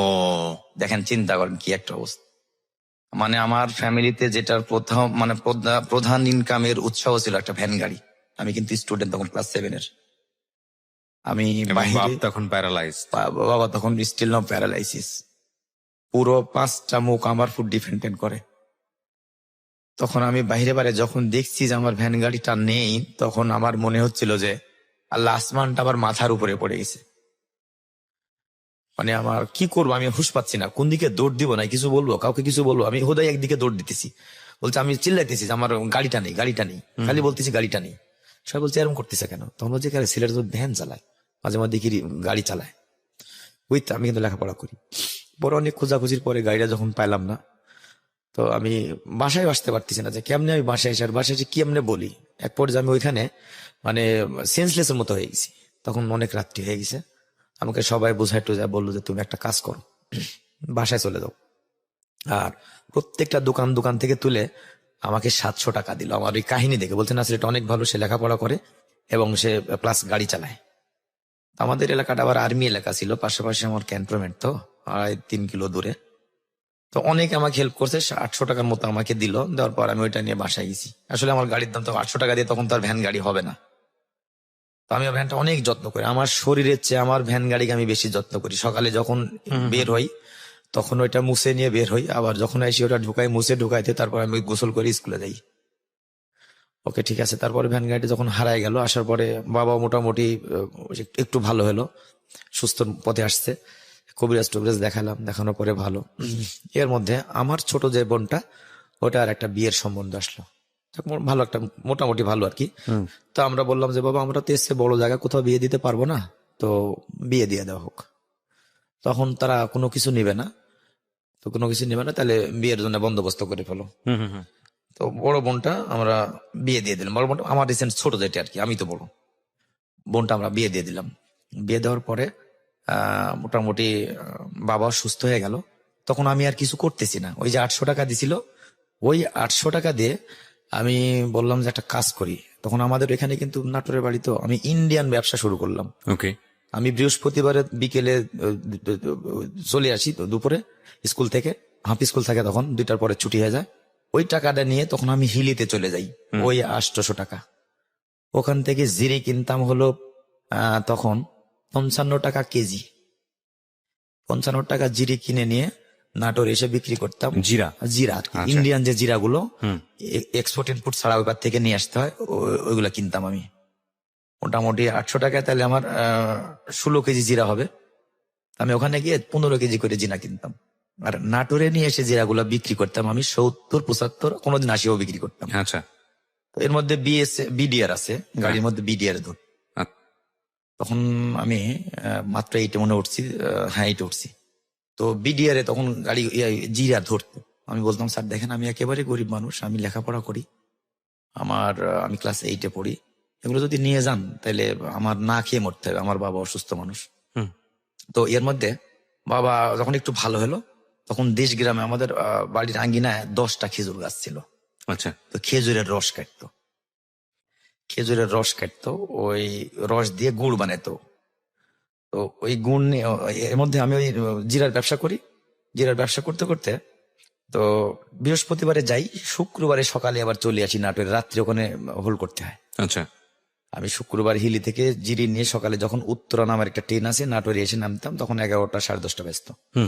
ওখানে দিয়ে মোটামুটি 100-150 টাকা যা হয়তো ওইটা নিয়ে বাসায় আসতাম। এরকম করতে করতে একজনের সঙ্গে পরিচয় হলো। তখন আমার মানে বাসায় খানা খেয়ে, সপ্তাহে একদিন যাই, খানা দানা খেয়ে মোটামুটি আমার 1000-2 টাকা আমার মূলধন হলো আর কি। আচ্ছা। একজনের সঙ্গে দিনাজপুরে পরিচয় হওয়ার পর উনি বললো যে ব্যাপার, তুমি তো আসলে অনেক কষ্ট করো, আমি তোমাকে হেল্প করবো। আচ্ছা ঠিক আছে নেন। প্রথম দিন উনি আমার সাথে ভালো আচরণ করে আমাকে জিরা নিয়ে এসে 1 সপ্তাহে উনি ইয়াতে দিল, নাটোরে দিল। দেওয়ার পরে পরের সপ্তাহে আমি গেলাম আবার, আমি বললাম আমি তো লেখাপড়া করি, তখন তো মোবাইল ছিল না, আমি লেখাপড়া করি, তো আমি বৃহস্পতিবার করি আপনার এখানে আসবো। হ্যাঁ দেখি যথারীতি ওই টাইমে উনি বৃহস্পতিবারে যখন 9:30টার সময় আমি হিলিতে যা নামছি, উনি দেখতেছি যে ওখানে বসে আছে ঠিক আগের জায়গাতে। আচ্ছা। তো আমি ওনাকে টাকাগুলো দিলাম যে ঠিক আছে আবার জিরা নিয়ে আসেন। উনি যে ওই যে আমি ওখানে বসে আছি, উনি আর আসার কোনো কায়দা নেই, আর আসেই নেই উনি। আমি বসে থেকে মানে পুরো রাত্রি ওখানে শেষ হয়ে গেছে, উনি আর জিরা নিয়ে আসে না। তো আমি একজনকে বললাম আমি তো এরকম একজনের সাথে ব্যবসা করতাম, তো তুমি ছোট মানুষ কি ব্যবসা করো? বললাম এই ঘটনা, আমি তো আসলে লেখাপড়া করি, পাশাপাশি এটাও করি। আমি বৃহস্পতিবারে আসে, শুক্রবারে নিয়ে যাই। অনেক মোটামুটি মাস 27 টাকা আমি এটা ব্যবসা করছিলাম 8 মাসের মতো। কিছু ভিডিওরা আমাকে চিনে যে আসলে ছেলেটা অনেক ভালো, গরিবের ছেলে, লেখাপড়া করছে, এগুলো করে। আমার কাছে টাকা পয়সা নিত না তারা। তো আমি বসে থেকে সকাল হয়ে গেছে, গাড়ি তখন আজানের সময় ট্রেনটা আসে, উত্তরা ট্রেন, যথারীতি ট্রেন চলে আসছে, উনি আর আসে না। আমি গাড়িতে একজন বলছে এই তোমার টাকা কি আর নিয়ে আসবে, তুমি চলে যাও। অনেক কান্নাকাটি করে ওই গাড়িতে উঠে বিডিআর ওনারা ছিল, বলছে কি ব্যাপার মামুন, তুমি আজকে জিরা নেওনি? তা আমি বললাম স্যার আমার এই ঘটনা ঘটে গেছে। আরে এটা কোনো কথা, তুমি তোমার টাকা মানুষকে কেন দিলা? আমি বললাম যে আসলে আমি তো বিষয়টা বুঝতে পারিনি, আমি যে ওনাকে কেন দিলাম, উনি আমার সঙ্গে একবার নাটোরে গেল, যাওয়ার পরে আমাকে ওগুলো দিয়ে আসলো, এজন্য তো আমি ওনাকে দিলাম। বলছে তুমি তো না বোঝার কারণে কাজটা হয়ে গেছে, উনি তো আর আসবে না, তোমাকে টাকাও দিবেন, ওকে আর পাবাও না কখন। যা কান্নাকাটি করে পরের দিন নাটোরে সকালে চলে আসলাম শুক্রবারে। আসার পরে এখন তার কোনো টাকা পয়সা নেই। আব্বা তখন মোটামুটি ওই খেজুরের রস লাগায়, লাগানোর পরে আমি হচ্ছে খেজুর গাছে হান্ডি পাতে যেগুলো, ওই নিজেরও 10 টাকা খেজুরের গাছ আছে, মানুষের কাছ থেকে 30টার মতো নিল, ওটা নিয়ে আব্বা রস লাগায়। আর আমি সকালবেলা উঠে আব্বাও রস নামায়, আমিও রস নামাই, ওটা নিয়ে এসে জাল করে গুড় তৈরি করে আমাদের পাশে কিন্তু আবার একটা হাট ছিল, যে হাটে গিয়ে আমরা চাউল কিনতাম ছোটবেলায়, যখন আমি ক্লাস 4-এ পড়তাম তখন ওই হাটে, হ্যাঁ। ওই হাটে গুড় নিয়ে যেতাম। আচ্ছা। তো আমি স্কুল থেকে আসছি, তখন আমি 8-এই পড়ি। স্কুল থেকে আসছি, আসার পরে হচ্ছে মা বলতিছে যে 10 কেজি গুড় আছে, তুমি নিয়ে হাটে যাও। তখন গুড় ছিল 7 টাকা 8 টাকা কেজি, এটা 95 সালের কথা বলতেছি। হুম। তো 8 টাকা কেজি গুড় ছিল, সর্বোচ্চ 8 টাকা, মানে আচ্ছা। যদি একটু ভালো কালারটার ভালো, ওটা 8 টাকা কেজি পাওয়া যেত। জি। তো আমাকে 10 কেজি গুড় নিয়ে আমি মাথায় করে হাটে চলে গেছি। যাওয়ার পরে স্কুল থেকে এসে সন্ধ্যার একটু আগ দিয়ে গেছি। হুম। তো একজন বলতেছে, খাটো একটা ম্যান, চেহারা অনেক সুন্দর, হুম। তো আমাকে বলতেছে তোমার এখানে গুড় কতটুকু আছে? তা আমি বললাম যে ভাই এখানে গুড় আছে হলো 10 কেজি। কয় টাকা নিবা? তা আমি বললাম, আমি আর হাসতে হাসতে বললাম যে আপনি 80 টাকা দিন।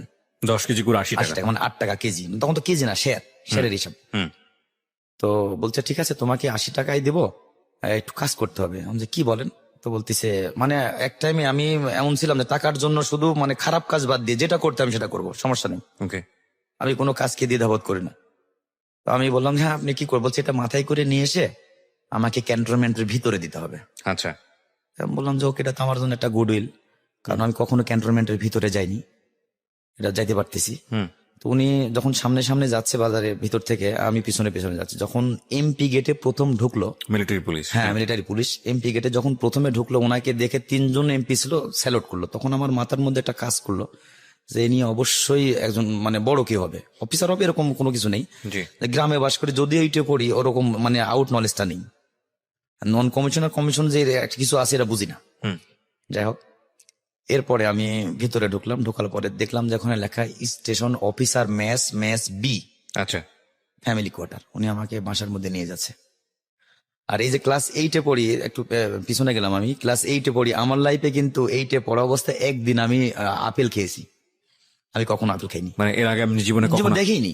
একদিন মাত্র কোথায় যেন স্কুলে কিনা একটা অনুষ্ঠানের জন্য আসছিল, কি ওনারা কি আসছিল, ওই দিনকে স্কুলে একটু আপেল খাইছিলাম, আগে আচ্ছা। কখনো আপেল খাইনি। আচ্ছা। তো উনি বাসার মধ্যে নিয়ে আমাকে জিজ্ঞেস করতেছে যে তোমরা কয় ভাই কয় বোন? তা আমি বললাম যে, তখনও কিন্তু আমি ভাই বলতেছি, ভাই জি। আমরা 3 বোন, আমার ছোট সবাই, আর একটা বিয়ে হয়েছে, আর আমি বড়। তো বলছে বিয়ে হয়েছে, ওটা কি করে? তা বললাম যে এই সংসারে কৃষিকাজ, যখন যেটা পায় সেটা করে। তো বলছে ওকে ঠিক আছে। তো বলছে তো যাই হোক, তুমি লেখাপড়া করো, আমি এখানে থাকবো। এর মধ্যে উনি আমাকে ওই ওনার বিয়ার বসে ড্রয়িং রুমে বসানোর পরে বলছে একটা কাজ করো, গুড় তো আমি কুমিল্লাতে পাঠাবো, তো গুড়টা তুমি একটু প্যাকেট করতে পারবে না? আমি বলছি, হ্যাঁ পারবো। তো বলছে না, আমি যখন প্যাকেট করতে গেছি তখন উনি বলছে না না, তোমার আর সেটা করতে হবে না, তুমি বসো, সুপার উপরে বসো। তো সুপার উপরে বসছি, টি টেবিলে উনি একটা কাজের মেয়ে ছিল, উনি এসে বলছে এই আঙ্গুর, আপেল, কমলা, এরপরে আপনার হচ্ছে ওই বেদেনা, এগুলো সব আপেল কেটে দিছে, আর একটা আপেল দিছে আস্তা। ওই আপেলটা আমি মনে করতেছি কি, যদি পকেটে নিয়ে যেতে পারতাম। আমি অলরেডি পকেটে নিয়ে ফেলছি, ওকে। স্টিল আমি আপেল পকেটে নিয়েছি। আমার ওই মানে ছোট বোনটার কথা চিন্তা হচ্ছে, বোনটাকে আমি আজকে আপেল খাওয়াবো। তো ওই স্যার আবার ওখান থেকে ফলো করছে। তো বলছে তোমার নাম মামুন না? হ্যাঁ স্যার। আমি তো বললাম, তখন আমি স্যার বলছি যে হ্যাঁ স্যার আমার নাম মামুন। তো বলছে তুমি আপেল নিয়ে যাবা? তা বললাম আমি একটা আপেল নিয়েই ফেলছি পকেটে। বলছে আমি দেখছি ওটা। হেসে দিয়ে বললো যে আমি দেখছি ওটা, তো তুমি যতটুকু পারো খাও, তোমার বাসার জন্য দিব আমি, সমস্যা নেই, তুমি খাও। হুম। ও তুমি বুঝতে খেতে পারছে থাকো। আপনার অবস্থা। হ্যাঁ। জি। তো উনি আমাকে মানে আমি এমন ভাবে খাইতেছি ওই টাইমে, আসলে লজ্জাও পাইতেছি, খাইতেছি, এবং বলতে পারতেছি না যে আমি আগে মাত্র একদিন আপেল খেয়েছি আমার লাইফে, হুম। এ 13-14 বছর বয়সে। হুম। হুম। হুম। তো উনি তখন বললো যে তোমাকে আমি যাওয়ার সময় আপেল দিয়ে দিব, তুমি খাও। তো আমি আপেল খেলাম, খাওয়ার পরে উনি মেয়েটা পানি নিয়ে এসে দিল, খেলাম। ওই আপেলটা পকেট থেকে আর বের করিনি, যদি না দেয়, উনি হচ্ছে যদি আবার না দেয়। তো যাই হোক, উনি বসায় রেখে 4টা আপেল, তারপরে হলো 2টা কমলা, কিছু আঙ্গুর, তারপরে 2টা হলো বেদেনা, এটা ওটা দিয়ে আমাকে প্যাকেট করে একটা, ওই যে আগে কিন্তু পলিথিনের ব্যাগ ছিল আপনার, ওই যে কালো ব্যাগ গুলো শপিং ব্যাগের মধ্যে ধরা যেত, জি, কিন্তু জি। এই ব্যাগগুলো এখন ব্র্যান্ড করে দিয়েছে মনে হয়, ওই ব্যাগের মধ্যে করে আমাকে দিয়ে দিল। আর ওনার অ্যাড্রেস আমাকে লিখে দিল, বলছে মামুন তুমি যদি কখনো কোনো সমস্যায় পড়ো আসো, সমস্যা নেই। সামহাউ উনি আপনাকে রিড করতে হ্যাঁ পারছেন। হ্যাঁ। ওকে। আচ্ছা, এরপরে আমি হচ্ছে ওই যখন গেট দিয়ে বের হচ্ছে, তার আমাকে একটা কথা বললো যে আমি কিন্তু শুক্রবারে তোমাদের বাসায় যাব। আমার পুরো অ্যাড্রেস উনি লিখে নিল, তোমাদের বাসায় যাবো। আমি মনে করলাম যে আমাদের বাসায় যাবে, এত মানে বড় ইয়ে মানুষ। করছে আর কি। হ্যাঁ হ্যাঁ। যাই হোক, যখন আমি গেটে চলে আসছি, ভয় লাগতেছে আমার, যখন এমপি আবার কিছু জিজ্ঞেস করে নাকি। তো লেখা দেখে এখানে শুধু লেখা আছে বিল্লু, লাল বিল্লুটা লাগানো আছে, এমপি লেখা আছে। আসার পরে বলছে এদিকে আসো, গেলাম, মাথায় কিন্তু আমার ওই যে ভান্ডিয়াটা, ঝুড়িটা, হ্যাঁ ঝুড়ির মধ্যে আমার নিয়ে আমেরিকা গেছেন, রাখা। জি, হ্যাঁ। বলছি এটার মধ্যে কি, কোথায় গেছিল? তখন আমি কার্ডটা বের করে দিচ্ছি, বলছে এই দেখতে হবে না, দেখতে হবে না। বলছে স্যারের বাসায় গেছিল। উনি হলো centre commander, brigadier general. Very high post, হ্যাঁ, আমি বুঝতে very পারছি। high post, মানে ওখানে একটা ইঞ্জিনিয়ার সেন্টারে একজন থাকে কর্মকর্তা, সে হলো উনি। হুম। পরে আমি চলে আসলাম। এভাবে আমি আবার হচ্ছে ইয়াতে গেলাম, স্কুলে যাই, আসতেছি শুক্রবারে, সত্যি সত্যি দেখি যে উনি গাড়ি নিয়ে চলে গেছে। যে আমাদের বোটের একটা বড় গাছ আছে, গাছের নিচে ওটা ওই হেরিং রাস্তাটা কার্পেটিং করছে কিছু জায়গাটা আর কি। তো উনি একজনকে জিজ্ঞেস করছে যে আমার কথা বলছে, মামুনের বাসা কোথার, বাবার নামে। তখন রাস্তা থেকে মোটামুটি 2 থেকে 3 মিনিট লাগে। উনি গাড়ি নিয়ে, হ্যাঁ কাঁচা রাস্তা আর কি, একেবারে পুরো গ্রামের যে রাস্তাটা হয় ওই রাস্তাটা, উনি গাড়ি নিয়ে আসতেছে। আমিও তখন 10:30 পৌনে 11টা বাজে। তা মনে করছি কি রে, এদিকে আবার গাড়ি নিয়ে কোথা থেকে লোক আসে। আর ওই গাড়ি নিয়ে যে উনি আমাদের ওই দিক দিয়ে ঢুকতেছে, আর পিছন দিয়ে পোলাপান অন্তত 20-25 জন পোলাপান পিছনে পিছনে দৌড়াইতেছে। গ্রাম দেশে আগে একটা মোটর সাইকেল দেখলে যেমন করতো, জি, ঠিক তদ্রুপ ওই গাড়িটা দেখে পোলাপানে দৌড়াইতেছে, পিছনে পিছনে আসতেছে। তো আমার বাড়ির ওইখানে এসে যখন থামলো, তো আমার পরে সবাই, আমরা তো গরিব মানুষ, আসলে কোনো কিছু নেই, হ্যান্ড টু মাউথ। তো আপনি তার আগে তো বোধহয় বলেছেন যে বাড়িতে গিয়ে যে ভাই যেগুলো আপনি নিয়ে এসেছেন ভাই বোনদের জন্য, ওনার গল্পটা তো নিশ্চয়ই বলেছেন। জি জি জি জি। আচ্ছা আচ্ছা, উনি যে বাড়িতে আসার কথা বলে আসবে এরকম কিছু বলেছিলেন আগে থেকে? না কিছু বলেন নাই? না, আগে কিছু বলিনি। হ্যাঁ, ও হ্যাঁ, মানে উনি যে আসবে কথা আমার আম্মাকে বলছি। আচ্ছা, আর আমার আম্মাকে বলছি, আম্মাকে বলার পর আম্মা এখন বলতেছে আমরা গরিব মানুষ, আমাদের বাসায় উনি আসবে, আমাদের সনের ঘর এটা, কি উনি আসে, আমাদের দেখা যাক কি হয়। তো উনি শুক্রবারে সত্যি আসছে। আমাদের মুরগি ছিল একটা, মুরগি যতটুকু যেভাবে গ্রামের হয় আর কি, মধ্যবিত্ত মানে নিম্ন ফ্যামিলির, আমাদের কোনো কিছুই নেই। তো যেভাবে রান্না করে ওই সাদা একটু ভাত আর ওই মুরগির মাংস রান্না করছে। তো উনি এসে আমার ওই বারান্দার উপরে বসে, ওই যে খেজুর পাতার যে আপনার ইয়ে আছে, ওই যে মাদুর গুলো আছে, ওর উপরে বসে প্রথম বলছিল যে না খাবো না। তো তারপরে কি মনে হয় বললো যে ঠিক আছে, ওনার ওয়াইফকে সহ, ওনার wife-কে সহ আসছে? হ্যাঁ ওয়াইফকে সহ আসছে। আচ্ছা, আর ওনার ড্রাইভার, উনি ইউনিফর্ম পরে আসছে, আর্মি ড্রেস পরে উনি আমাদের বাসায় দিছে। জি, তো যাই হোক, এরপরে উনি একটু খেলো, অল্প একটু খাওয়ার পরে উনি বললো যে ঠিক আছে মামুন, তোমার কোনো সমস্যা হলে তুমি আমাকে বলো, আমি দেখবো কি করা যায়। তখন এভাবে আব্বা ওই যে করলো কি, তখন ওই 6 খেজুর গাছ তো মোটামুটি 3-4 মাস আপনার চলে। বাবা তো তখন প্যারালাইজ? তখন একটু ভালো, আচ্ছা। তখন চলতে পারে আর কি, মোটামুটি ভালো। ওরকম না, মানে একেবারে যে খুব জোরের কোনো কাজ করবে বা মানুষের কোনো কাজ করতে যে ভারী কোনো মাথায় কিছু কিছু নিবে, এটা করতে পারে না। শুধু ওই 3-4 মাস খেজুরে গাছ লাগাইতো, এরপরে আর কোনো কিছু করতে পারে না। ওই 3 মাসের যেটা ইনকাম হয় ওটাই মোটামুটি ওই সারা বছরে খাইতে হয়। তো এর মধ্যে আমি যখন ক্লাস 9-এ উঠলাম, তখন আমি স্যারকে যা বললাম, স্যার আমি তো আর চলতে পারি না, কি করি বলো। এর মাঝে মধ্যে যাই অবশ্য, তো অনেকে আমাকে উনি হেল্প করছে। ওই দেখা গেছে যাইলে আমাকে 500 বা 1000 টাকা দিত, এটা নিয়ে চলো। তাদের সঙ্গে এমন একটা আন্তরিকতা হয়ে গেল। আর ওর কথা যে তুমি এসএসসিটা পাস করো, তারপরে যা করতে আমি করতেছি। আচ্ছা, ওকে ঠিক আছে। আমি যখন 9-এ উঠলাম, নিউটেনে, তো উঠার পরে রেজিস্ট্রেশন করলাম, স্যারের টাকাতেই রেজিস্ট্রেশন করলাম, উনি আমাকে টাকা দিল। রেজিস্ট্রেশন করার পরে ফর্ম ফিল আপ করার পরে 9-এ যখন ফর্ম ফিল আপ করলাম, তো বলছে তুমি 8ম শ্রেণী পাশের কাগজ তুমি স্কুল থেকে নিয়ে এসো, আর চেয়ারম্যানের পরিচয়পত্র নিয়ে এসো। যথারীতি আমি 8ম শ্রেণী পাশের কাগজ, আপনি তখনও জানেন না এটাতে কি হবে? না এটা দেখি হবে আমি জানি না, নিয়ে আসলাম। নিয়ে আসার পরে চেয়ারম্যানের পরিচয়পত্র নিয়ে গেলাম, আর আমার 2 কপি ছবি নিয়ে গেলাম। আমরা যেভাবে বলছিল আর কি নিয়ে গেলাম। তো আমাদের ওইখানে আবার ওই রিক্রুট 6 মাস করে ট্রেনিং করে, ওইখানে সবজি টবজি কাটতে হয়, সিভিল কুক বলে, পার্মানেন্ট না, এটা মাস্টার রুলে চলে। তো বছরের মধ্যে 11 মাস চাকরি থাকে, আর 1 মাস থাকে না, কারণ 15 দিন যখন রিক্রুট ছুটিতে চলে যায়, আবার 15 দিন পরে আসে, এই 1 মাস চাকরি থাকে না। ওইভাবে চাকরি করতেছে। ওই আমাকে ওই ক্যাজুয়ালি চাকরিতে স্যার আমাকে দিল। দেওয়ার পরে তখন আমি বেতন পাই হলো 1550 টাকা। তো আপনার চাকরি হলো কত সালে? এটা হলো 1997 সালে। চিন্তা করে দেখতে পারেন যে উনি একটা পুরা ফ্যামিলিকে একদম খাত থেকে এক টানে কোথায় নিয়ে গেলেন। প্রথম কথা হচ্ছে যে আর্মিতে ওনার একটা জব হওয়া মানে এরকম একটা পরিবারে, এটা একটা মানে ইটস আ ব্লেজিং ফ্রম আল্লাহ। প্রথম কথা হচ্ছে এটা, ওনার একটা এনশিওর লাইফ, সিকিউর একটা লাইফ, ওনার ফ্যামিলি সিকিউরিটি। এবং দ্বিতীয় কথা হচ্ছে যে উনি, আপনি তো পেনশনও পাবেন কোথায়, নাকি পেনশন নাই? না, আছে 100%। আমি তো এখন আচ্ছা। পুরো সেনাবাহিনী, এখন তো সিভিল না। আচ্ছা, আপনার কাছে জায়গাটা তো করে দিল, সে হ্যাঁ, রাস্তাটা তো এসে yes, নিয়ে গেল। হ্যাঁ। So this is the thing, মানে this people are really honest.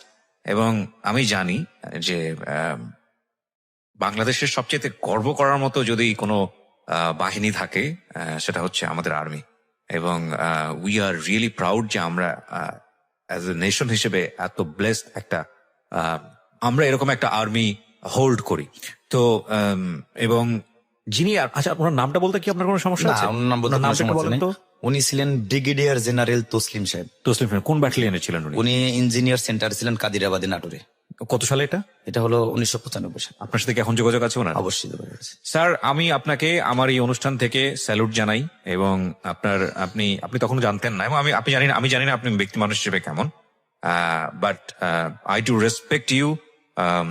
যারা শুনছে, আমার মনে হয় আজকে লাখ লাখ মানুষ এটা শুনছে, এবং এই অনুষ্ঠানটা ইউটিউবে আপলোড হয়। এটা সারা জীবন থেকে যাবে ইউটিউব চ্যানেলে। যারা যতবার শুনবে আপনাকে রেসপেক্ট জানাবে, এবং তার শুরুটা আমিই করলাম। আমি খুব ভালো লাগছে যে আপনাকে আমার এই অনুষ্ঠানের মাধ্যমে আমি রেসপেক্ট জানাতে পেরেছি। You are really awesome, thank you so much. এরপরে আমাকে ওই সিভিল চাকরি দেওয়া হলো। স্যার বলল যে ঠিক আছে, তুমি তো অনেক ভালো দেখি, ভালো কাজ টাজও করো শুনছি, তো ঠিক আছে তুমি কাগজপত্র নিয়ে আসো। আমি কাগজপত্র নিয়ে আসলাম। তখন আমাকে ওই রিক্রুট 2টা ম্যাচ ছিল ইঞ্জিনিয়ার সেন্টারে, 2টা ম্যাচ, ম্যাচ 1 আর ম্যাচ 2। তো 600 রিক্রুট একবারে ট্রেনিং করতো, এক ম্যাচে 300 করে রিক্রুট খানা খাইত। তো এর মধ্যে আমি ওই স্কুলে যাই আর ওই চাকরিটা করতেছি। আমি সকাল 10টায় চলে যাই, আবার ঠিক 4টায় চলে আসি। আর স্যার বলে দিছে যে ওকে একটু কম্প্রোমাইজ করো, স্যাক্রিফাইস দিও, সে লেখাপড়া করে। যেহেতু স্যার বলে দিছে ওখানে আর কোনো ইয়েই নেই, তো আমি এমনও হয় যে 3 জনের কাজ আমি একা করি। ওকে। আমি 3 জনের কাজ ওইখানে একাই করি। তো আর ওখানে আর যারা সিভিলিয়ান ছিল ওরা পার্মানেন্ট, কারো চাকরি 25 বছর, কারো চাকরি 24 বছর, কারো 30 বছর, তারা কিন্তু পার্মানেন্ট হয়ে গেছে। সিভিল চাকরি বাট পার্মানেন্ট। আমার তো কনজার ভ্যাকান্সিতে চলে, 6 মাস করে থাকে, আবার 5 মাস করে থাকে, বছরে 11 মাস থাকে, আর বাদ বাকি 1 মাস থাকে না। যাই হোক, তখন তো আমার ওই মানে সরকারি চাকরি হবে ওরকম ইয়াও নেই, যোগ্যতাও নেই। মাত্র আমি ক্লাস 9-এ পড়ি তখন। ওকে, ঠিক আছে, আমি চাকরি করতেছি। চাকরি করতে করতে 1550 টাকা তখন আমি ওখানে বেতন পাই। আর এর মধ্যে আব্বা তখন আবার অসুস্থ হয়ে গেল। ওকে। আব্বা অসুস্থ হয়ে গেল, আর আমি রেশন পাইতাম 12 কেজি চাউল, 12 কেজি আটা, 3.5 কেজি সয়াবিনের তেল, 3.5 কেজি হলো মসুরের ডাউল। এটা ওঠাইতে আমার 76 টাকা লাগতো। ওটা দিয়ে মোটামুটি সংসারটা একটু ভালো চলতো আর কি। তো এর মধ্যে আমি এখন সিভিল ডিউটি করি, আর সিভিলিয়ানদেরকে ভিতরে থাকার অথরিটি নেই। আমি তো যেহেতু সিভিল ড্রেসে ডিউটি করি, ভিতরে থাকার অথরিটি নেই। আমি বাড়ি থেকে কি করলাম, আমি তখন একটা 800 টাকা দিয়ে পুরান একটা সাইকেল কিনলাম। রাত 2টার সময় উঠে সকালে 300 রিক্রুটে 600 রুটি বানাইতে হয়। ওকে।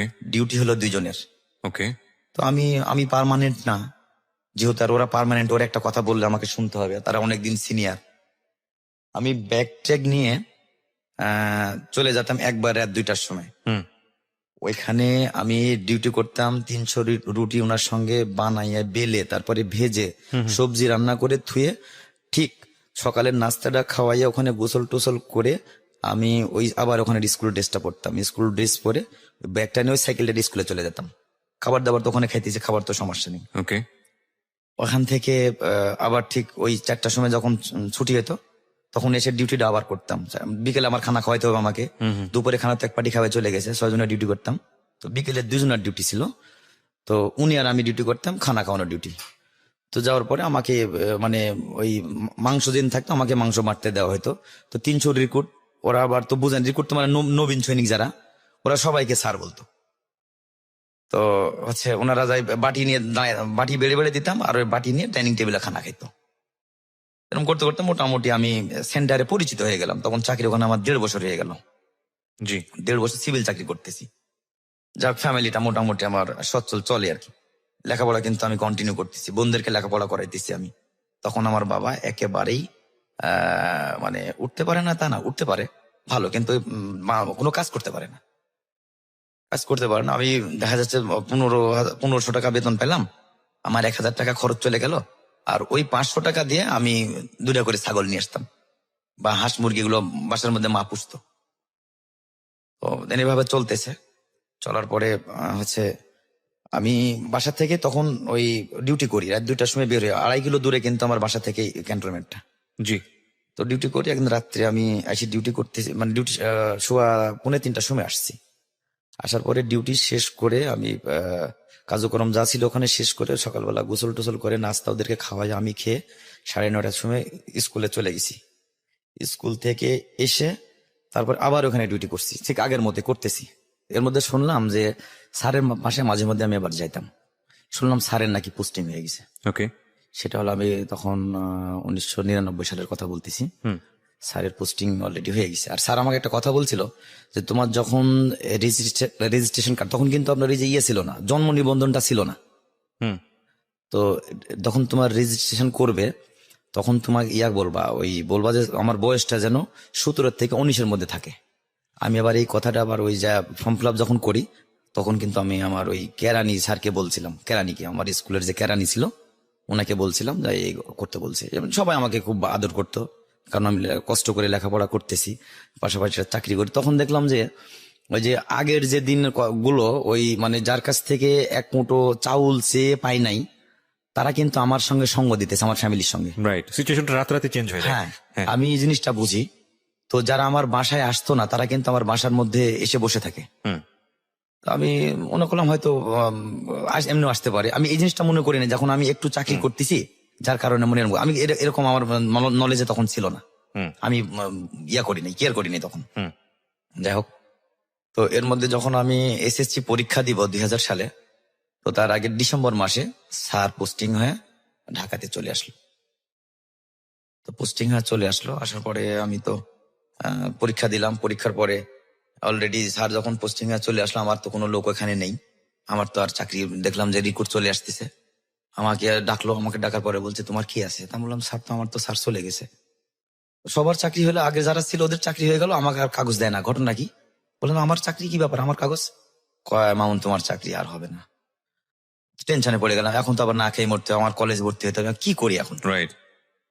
আমি তো আর পারতেছি না, এদিকে এসএসসি রেজাল্টও হলো না, রেজাল্ট হয়নি তখন। তো আমি টেনশনে, মানে বাবা অসুস্থ, আমি কোথায় যাই, কি করি, আমি কোনো কিছু ভেবে পাচ্ছি না। তো ওখান থেকে এসে বাসায় বললাম মা আমার তো আর চাকরি হচ্ছে না, এখন কি করি? বলছে মানে? তা বললাম যে 1 তারিখ থেকে আবার রিক্রুট আসতেছে, অলরেডি সবাইকে অ্যাপয়েন্টমেন্ট লেটার দিল, আমাকে দেয়নি, আমার তো কেউ নেই, তো এখন কি করা যায় তাহলে? তো বলছে তোমার ওই স্যার এখন কোথায় আছে? আমি স্যার ঢাকাতে আছে, তুমি তো জানোই। তো ঢাকা তো যা খুঁজে বের করা আদৌ সম্ভব না, কারণ শুধু জানি ওনার সেনা সদরে, আর আমি কখনো ঢাকাতে আসিও নি। আর আমার জীবনের একটু ব্যাকে যাচ্ছি, আমার জীবনের 2য় দিন স্যারের বাসাতে আমি ওই আপেল খাইছিলাম। আমার লাইফে 2য় দিন আমি স্যারের বাসাতে আপেল খেয়েছিলাম। এর পরে মানে ওটাই ছিল সেকেন্ড টাইম? হ্যাঁ, এর আগে আর আপনার ওইভাবে খাওয়া হয়নি? না, আমি আগে কখনো খাইনি। আচ্ছা, তারপরে ওই হচ্ছে যখন স্যার ঢাকায় পোস্টিং এ চলে আসলো, তখন আমি সিভিল চাকরি করতেছি। আমি এর মধ্যে আমার পরীক্ষা শেষ হয়ে গেল, আমার কিন্তু এসএসসি পরীক্ষা শেষ হয়ে গেল। শেষ হওয়ার পরে আমি 1 মাস আমার আর চাকরি থাকলো। তখন এসএসসি পরীক্ষার পরে 1 মাস চাকরি করলাম, আর রেজাল্ট বাইরে হতে থাকলো আমার হলো 2 মাস। জি। আমি এখন আমার নেক্সট টাইমে যখন 1 মাস চাকরি থাকলো, 1 মাস চাকরি করার পর রিক্রুটে আসলো, রিক্রুটে ওখান থেকে অলরেডি লোক নিয়োগ করা হয়ে গেল, আমাকে নিল না। আমি ঢাকায় চলে আসলাম। তখন আমাদের নাটোর থেকে ঢাকার ভাড়া ছিল 55 টাকা, সেটা হচ্ছে আপনার দিয়ে আসতে হইতো, ওই ফেরিঘাট দিয়ে, তখন যমুনা সেতু চালু হয়নি, নতুন মাত্র হইতেছে। আমি পাটুরিয়া ঘাট দিয়ে পার হয়ে ওই গাড়িতে এসে, অগ্রদূত গাড়িতে এসে গাবতলিতে নামছি। গাবতলিতে যখন নামছি আমি সকাল 6:30টায় বের হয়েছি, তখন গাবতলিতে নামছে তখন 7টার মতো বাজে। এখন আমি ঢাকা কোথায় যাব? আমি কোনো কিছু চিনি না, জাস্ট শুনছি যে স্যার সেনা সদরে থাকে। পরে আমি গাবতলিতে নামার পরে একজনকে বললাম যে আমি যাব, ঢাকা ক্যান্টনমেন্টে যাবো। বলছে ঢাকা ক্যান্টনমেন্ট কোথায় যাবেন বলেন? আপনি ঢাকা ক্যান্টনমেন্টে যাবো? তো বলছে আপনি মিরপুরের গাড়িতে চড়েন, এখান থেকে ফার্ম গেটের গাড়িতে চড়েন। তো ফার্ম গেটের গাড়িতে চললাম, 2 টাকা করে সম্ভবত আমার কাছ থেকে ভাড়া নিল 2000 সালে, 99 সালের লাস্টের দিকে, 2000 সালে। তো 2 টাকা করে আমার কাছ থেকে ভাড়া। ফার্ম গেটে যখন এসে নামলাম তখন রাত বাজে 8:45টার মতো। তখন আমি একটা কেসিও গড়ি পড়তাম। তো 8:45টার মতো বাজে, ওখানে ফার্ম গেটে নামার পরে আমি তো আর ক্যান্টনমেন্ট চিনি না, বললো এখান থেকে দেখেন লেগুনা গাড়ি আছে, ওই 4 চাকার গাড়িগুলো ওইটা ক্যান্টনমেন্টে জাহাঙ্গীর গেট দিয়ে ঢুকে। ওখানে দাঁড়ালাম, সত্যি কিছুক্ষণ পর একটা গাড়ি আসলো। তো আমি আমাকে বলছে, যখন গাড়িতে উঠছি ও ক্যান্টনমেন্ট করতেছে। আমি জাহাঙ্গীর গেটে যখন আসছে তখন ওখানে আমাকে ভাড়া চাইলো, বলছে কোথায় নামলাম। আমি তো আসলে ক্যান্টনমেন্টে ঢুকবো। বলছে ক্যান্টনমেন্টে কোথায় যাবেন তাই বলেন, সিএমএস আছে, তারপরে হচ্ছে আপনার অনেক জায়গার কথাই বললো। তো আমি বললাম আমি সিএমএস এর ওখানে যাবো। সিএমএস এর ওখানে যখন আমরা 3 টাকা ভাড়া নিল, ওখানে নামার পর আমি তো আর কাউকে চিনি না। তখন আমি এমপি কে ডাকলাম, একটা এমপি কে ডেকে বললাম যে এই ঘটনা, আমি তসলিম সাহেবের সঙ্গে এখানে দেখা করব। কেমনে দেখা করি স্যার? উনি ঢাকাতে ইএনসি ইঞ্জিনিয়ার ডাইরেক্টর হয়ে ঢাকাতে আসছে। আচ্ছা, আসার পরে আমি যখন আসছি স্যার, তখন তো টেলিফোন নেই আমার কাছে, ফোন টোনও নেই। আমি আসার পরে আমি এক এমপি কে বললাম, এর মধ্যে আর্মি সম্পর্কে আমার একটু এক্সপিরিয়েন্স হয়ে গেছে, যেহেতু আমি আর্মির মধ্যে সিভিল চাকরি করতেছি, মোটামুটি আমি জানি, 1.5-2 বছর করতেছি।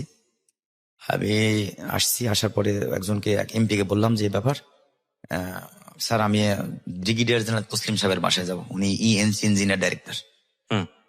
তো বলতেছে যে আপনি কে? তা বললাম যে আমি সেন্টার থেকে আসছি, সে নাটোর থেকে আসছি। স্যার আমাকে খুব ভালো করে চিনে, আমার কথা বললেই হবে। তো উনি বললো যে ওনার নাম ওখানে লিখে নিয়ে উনি স্কটলেসে আরেকজনকে আবার বলে দিল। ওকে, ওয়্যারলেস। হ্যাঁ, ওয়ারলেসে বলে দিল আর কি। যখন বলে দিল, বলার পরে স্যার বলছে হ্যাঁ উনি আসছে, ওনাকে নিয়ে এসো। আরেকটা গাড়ি থেকে 2-3 মিনিটের, সর্বোচ্চ 5 মিনিটের মধ্যে একটা আর্মি জিপ এসে আমাকে বললো যে আপনি কি মামুন? তা বললাম যে হ্যাঁ। আর গাড়িতে উঠেন। গাড়িতে উঠলাম, তো উনি সরাসরি স্যারের বাসায় নিয়ে গেল। যাওয়ার পরে আমি স্যারকে দেখে কেঁদে দিয়েছি যে স্যার আমার তো আসলে চাকরি বাকরি এখন নেই, আমি তো এসেছি পরীক্ষা দিলে, এখন আমি কি খাবো আর কি খাবো? তো বলতেছে পাগলা, আমি তো আসলে আমারও তো মিশনের নাম, আমি তো কুয়েতে চলে যাচ্ছি, আমি তোর জন্য এখন কি করে যাই বল? আমি বললাম জানি না স্যার, আপনি কি করবেন? আপনি যদি আমাকে এইভাবে রেখে যান, আমার বাসার মধ্যে ছোট 2টা বোন আছে, আমার বাবাও অসুস্থ, তারপরে উনি কিছু করতে পারে না, বৃদ্ধ মাটা আছে, আর এইভাবে যদি আমাকে রেখে যান স্যার, আমি হয়তো না খেয়ে আমাকে মরতে হবে, অথবা আমাকে আবার সে আগের জায়গায় রিক্সা চালাইতে হবে। তো এর আগে কিন্তু একটা কথা আমি বলতে ভুলে গেছি, খুব ইম্পর্টেন্ট কথাটা। যেদিনকে স্যারকে আমি ইয়ে করতে গেছিলাম, ওই যে এট ফার্স্ট স্যারের বাসায় আমি খেজুরের গুড় রাখতে গেছিলাম, ওদিনকে আমার 80 টাকা দাম হয়, 80 টাকা মিটাই নিয়ে উনি আমাকে 100 টাকা দিছিল। আচ্ছা, তো আমি বাজারে এসে আমি ওদিনকে আগে মাছ কিনতে চাইছিলাম, মাছ কিনতে পারি নাই। বছরে একদিন মাছ খেতে পারতাম, যেদিন ছিপ দিয়ে মাছ মারতাম কোনো একদিন, ওই দিন মাছ খেতাম। কিনে আসলে খাওয়ার মতো সামর্থ্য আমাদের ছিল না, খাইওনি। আমি বাজারে এসে আপনাকে কি বলবো, ভরপুর ভাবে বাজার করছি। 5 কেজি চাউল কিনছি, এটা কিনছি, ওটা আর একটা মাছ কিনছি, একটা 14 টাকা দিয়ে ইলিশ মাছ কিনছি, অনেক বড় মাছ। মাছটা নিয়ে আমি ইচ্ছা মতো মাসে যাচ্ছি, আর মা বলছে তুমি চাউল কিনে আরো 10 টাকা ঘুরাই নিয়ে আসবা, মানে বাজারে লিস্ট করে নিয়ে আসতাম। তখন কিন্তু আমি ক্লাস 4-এ পড়ি। বাজারে এসে আমি 10 টাকা ঘুরাই নিয়েছি, আরো ভরপুর বাজার করছি। বাসায় যা মাছ দেখে আমার মায়ের মাথায় যেন মানে পায়ের রক্ত মাথায় উঠে গেছে। আমি ওকে বলছি টাকা ঘুরাই নিয়ে আসতে, আর ওই দুনিয়ার বাজার করে নিয়ে আসতে, ডালা বুঝাই করে আবার মাছও নিয়ে আসতে। আমার কোনো কথা না শুনে উনি যে গ্রাম দেশে যে আপনার ইয়াগুলো থাকতো, ওই যে গ্যান্ডারি গুলো শুকায় যায়, ওগুলো অনেক হার্ড হয়, ওটা লাকড়ি হিসেবে আমরা ব্যবহার করি, ওটা দিয়ে ইচ্ছা মতো আমাকে আগে পিটলো। আমি মানে বলার মতো স্কোপই পাচ্ছি না যে মা আমার কথাটাকে শোনো। আসলে কি করছে আগে শুন। বলছে হয়তো চুরি করে নিয়ে আসছিস, না কারো ফাঁকি দিয়ে নিয়ে আসছিস, বল কার কি নিয়ে আসছিস। আমি বলছি মা আমার কথা, উনি কোনো কিছুই শুনতেই চাচ্ছে না। আমাকে 5টা বাড়ি দিয়েছিল, আমার মনে হয় যে 3 বছর পরে বাড়িগুলো আমার মিশছিল, আর যেখানে যখন বাড়ি দিছে আমার ওই জায়গাটা ছাল উঠে গেছে। তো বলতেছে যে তুই এত টাকা কোথায় পেলি? তখন আবার বড় বোনটার কিন্তু বিয়ে হয়নি। তুই এত টাকা কোথায় পেয়েছিস? যে মাছ আনছিস, আবার বাজার করছিস, আবার টাকাও 10 টাকা ঘুরাই নিয়েছিস, বল তুই কোথায় পেয়েছিস টাকা? আমি বলতে পারছি না আমার কথাটা শোনো, উনি বলতে তার আগে আমাকে মারা শেষ। সি অনেস্টি, মানে কি বলেন বেশ। আমি তো ভাবছিলাম যে মনে মনে ভাবতেছেন এরা গরিব, এরা আসলে গরিব না, এরা হচ্ছে পৃথিবীর সেরা ধনীদের মধ্যে একটা ফ্যামিলি। কজ গরিব তো তারাই যাদের অনেস্টি থাকে না, যাদের কোটি কোটি টাকা আছে কিন্তু সততা নাই, এরা হচ্ছে গরিব। কারণ কত সম্পদে এটা হচ্ছে লিমিটলেস। আপনি লিমিটলেস সম্পদ কতটুকু পর্যন্ত আহরণ করতে পারবেন আপনার এই লিমিটপূর্ণ একটা জীবনে? কত বছর বাঁচবেন আপনি? সর্বোচ্চ 70 বছর, 75 বছর, 80 বছর। আপনি যদি গিফটেড বয়স পেয়ে থাকেন তাহলে হয়তো 90 বছর। এরপর তো আপনাকে যেতেই হবে, তাই না? এই 90 বছরে এই পৃথিবীর এত এত সম্পদের কতটুকু ভক্ষণ করার সামর্থ্য আছে আপনার, কিংবা কতটুকু আর্ন করার সামর্থ্য আছে আপনার? কিন্তু এই 90 বছরের জীবনে বেস্ট জিনিসটাই অনেকে টাচও পায় না লাইফে। That is call honesty. এই ফ্যামিলির কিচ্ছু ছিল না, এক মুঠো ভাত 1 লিটার পানিতে গুলে 4 ছেলে মেয়েকে দেওয়া হয়েছে খাওয়ার জন্য, এবং তারা সেটা খেয়ে রাত্রেবেলা ঘুমোতে গেছে। ওই ঘুম হয়নি আমি নিশ্চিত ভাবে জানি। কিন্তু best thing they possess in their heart is honesty. চিন্তা করে দেখেন, বাজারের ব্যাগ ভর্তি এবং 10 টাকা ফিরাই নিয়ে আসছে। ওর মা সন্দেহ হয়েছে এই ছেলে নিশ্চয়ই কোথাও থেকে চুরি করছে। অনেক মাই খুশি হইতেন, আমি জানি অনেক মা খুশি হইতেন, যাক আমার ছেলে এক্সপার্ট হয়ে গেছে, আর আর আমাদের টেনশন করার কোনো কিছু নাই, যেমনি হোক না কেন সে এটাকে ম্যানেজ করে ফেলবে। কথা নাই বার্তা নাই, আগে মায়ের যে কোত্থেকে তুই নিয়ে আসলি। See that is the best. আমি জানি এটা খারাপ কাজ করেছে মা হিসেবে, তার জিজ্ঞেস করা উচিত ছিল, কিন্তু আপনি ওইটা না দেখে আপনি পাওয়ারটা দেখেন যে যাই হোক না কেন জীবনে অনেস্টি লুজ করতে দিব না। The best thing. কে বলেছে? মানে এরাই হচ্ছে আসল রিচ পিপল। হ্যাঁ, মানে এই ধরনের মানুষ যারা আছেন সোসাইটিতে, এরাই হচ্ছে আসল ধনী। আমি যেখানটায় আপনি ছিলেন, আপনি একটু ফ্ল্যাশব্যাকে গিয়েছিলেন, কিন্তু আপনি তসলিম সাহেবের বাসায় ছিলেন, ওখান থেকে আপনি পিছনে ফিরে গিয়েছিলেন। But this is a very important thing, আপনি যেটা ছেড়ে এসেছিলেন। হ্যাঁ, তো তসলিম সাহেবের বাসায় কি হলো পর? আচ্ছা, তো ওই মানে উনি কুয়েতে মিশনে চলে যাবেন। হ্যাঁ, আচ্ছা, ঢাকায় আসার পরে আমি স্যারকে বললাম, স্যার আমার তো আর 1.5 মাস পরে রেজাল্ট হবে, আমার তো এখন আর চাকরি নেই, আমি এখন কি করতে পারি স্যার বলেন, আমার তো কোনো কিছুই করার নেই। তো বলছে তুই একটা কাজ কর, আমি তো চলে যাচ্ছি, আর তুই ঢাকাতে এখানে থাক। আমি বলছি, কবে যাবেন স্যার? তো বলছে আমার সর্বোচ্চ 20-25 দিন লাগবে, আমি চলে যাবো, তুই 20-25 দিন এখানে থাক। আমি বললাম, আমি 20-25 দিন থাকবো, বাড়িতে কি খাবে স্যার? বাড়িতে একটা কিছু খাওয়া তো লাগবে। তো বলছে সেটাও তো একটা কথা। তো উনি আমাকে 1500 টাকা দিল, আমাকে বলল যে তুই তাহলে বাসায় চলে যা। আর তখন ওই যে TNT টেলিফোনে কথা বলা যেত কার্ড দিয়ে, তো বললো যে তুই যখন এমপি গেটে যাবি, এমপি গেটে গিয়ে আমার কথা বললিস আর কার্ড দিস, আমার সঙ্গে তখন লাইন করে দিবে, এমপি গেট থেকে সরাসরি ফোনে কথা বলবো। ওকে, ঠিক আছে। এরপরে স্যার বলে দিল যে হচ্ছে যখন আবার জানুয়ারি মাসে আবার জুন মাসে আবার লোক নিতেছে ওই সিভিল চাকরিতে, স্যার আবার ওখান থেকে বলে দিল। আর আমি কিন্তু অনেক কাজ করতাম, এত কাজ করতাম, মানে 3 জনের কাজ আমি একা করতাম, ওরা সবাই বসে থাকতো আমাকে দিয়ে করায় নিত, আমি করতাম, সমস্যা নেই, আমার চাকরির দরকার, কারণ আমার সবাই আমাকে ভালো মানে হাইলাইট করে। আমি চাই যেখান থেকে আমার অন্তত যেখান থেকে আমার রিজেক্ট আসতেছে, আমি ওখানে ভালো সবার হাতে ভালো আচরণ করি, ও সবাই আমার জন্য রিকোয়েস্ট করে। সবাই যখন রিক্রুটে লোক নিতে লাগে ওখানে সিভিলিয়ানের জন্য, সবাই আমার প্রত্যেকটা ম্যাচে আমার জন্য রিকোয়েস্ট করে। এরপরে নেক্সট আবার ওই স্যার যখন বিদেশে চলে গেল, যাওয়ার পরে তখন আমার এই সেন্টার কমান্ডার ছিল ব্রিগেডিয়ার জেনারেল হাসিম সাহেব। জি। হাসিম সাহেবকে স্যার বলে গেল যে ছেলেটা অনেক ভালো, তো ওনার লেখাপড়া তো অনেক আগে শেষ হয়ে যেত, আমি এইভাবে যাক মানে পরে আর কি যতটুকু বুঝলাম এইভাবে বলছিল। তো হাসিম সাহেব একদিন আমাকে ডাকলো, ডাকি বলছে তুমি মামুন? আমি বলছি জি স্যার। তো বলতেছে ঠিক আছে, তুমি কাজ করো, তুমি কাজের খুব ভালো শুনছি, তুমি অনেক ভালো কাজ করো, তোমাকে সৈনিক ম্যাচে না, তুমি স্টেশন অফিসার ম্যাচে তুমি কাজ করো, তোমাকে এখন তো আসলে পার্মানেন্ট চাকরি দিতে পারবো না, বাট দেওয়া সম্ভব না, কারণ তোমার এখনো রেজাল্ট বের হয়নি। তো আমি আচ্ছা স্যার আমি করতেছি।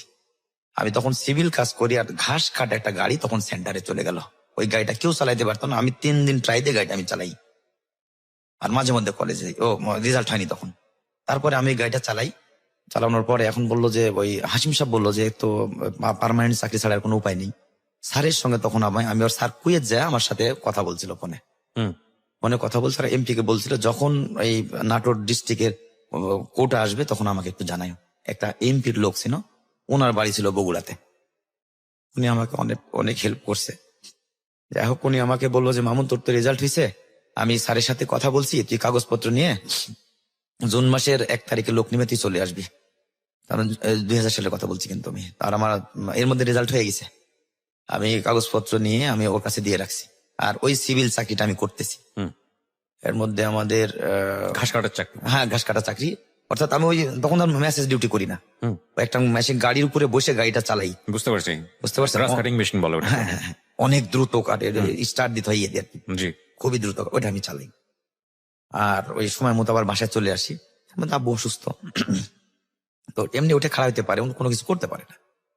তারপরে আমি হচ্ছে ওই যেদিন 1 তারিখে লোক নেবে আমাকে আগে বল, আমি ঘাস কাটতেছি, এর মধ্যে অনেক লোক, কি আজকে তো মনে হয় আর্মিতে লোক নেবে, আমার তো এই ড্রাফে যাওয়ার কথা ছিল।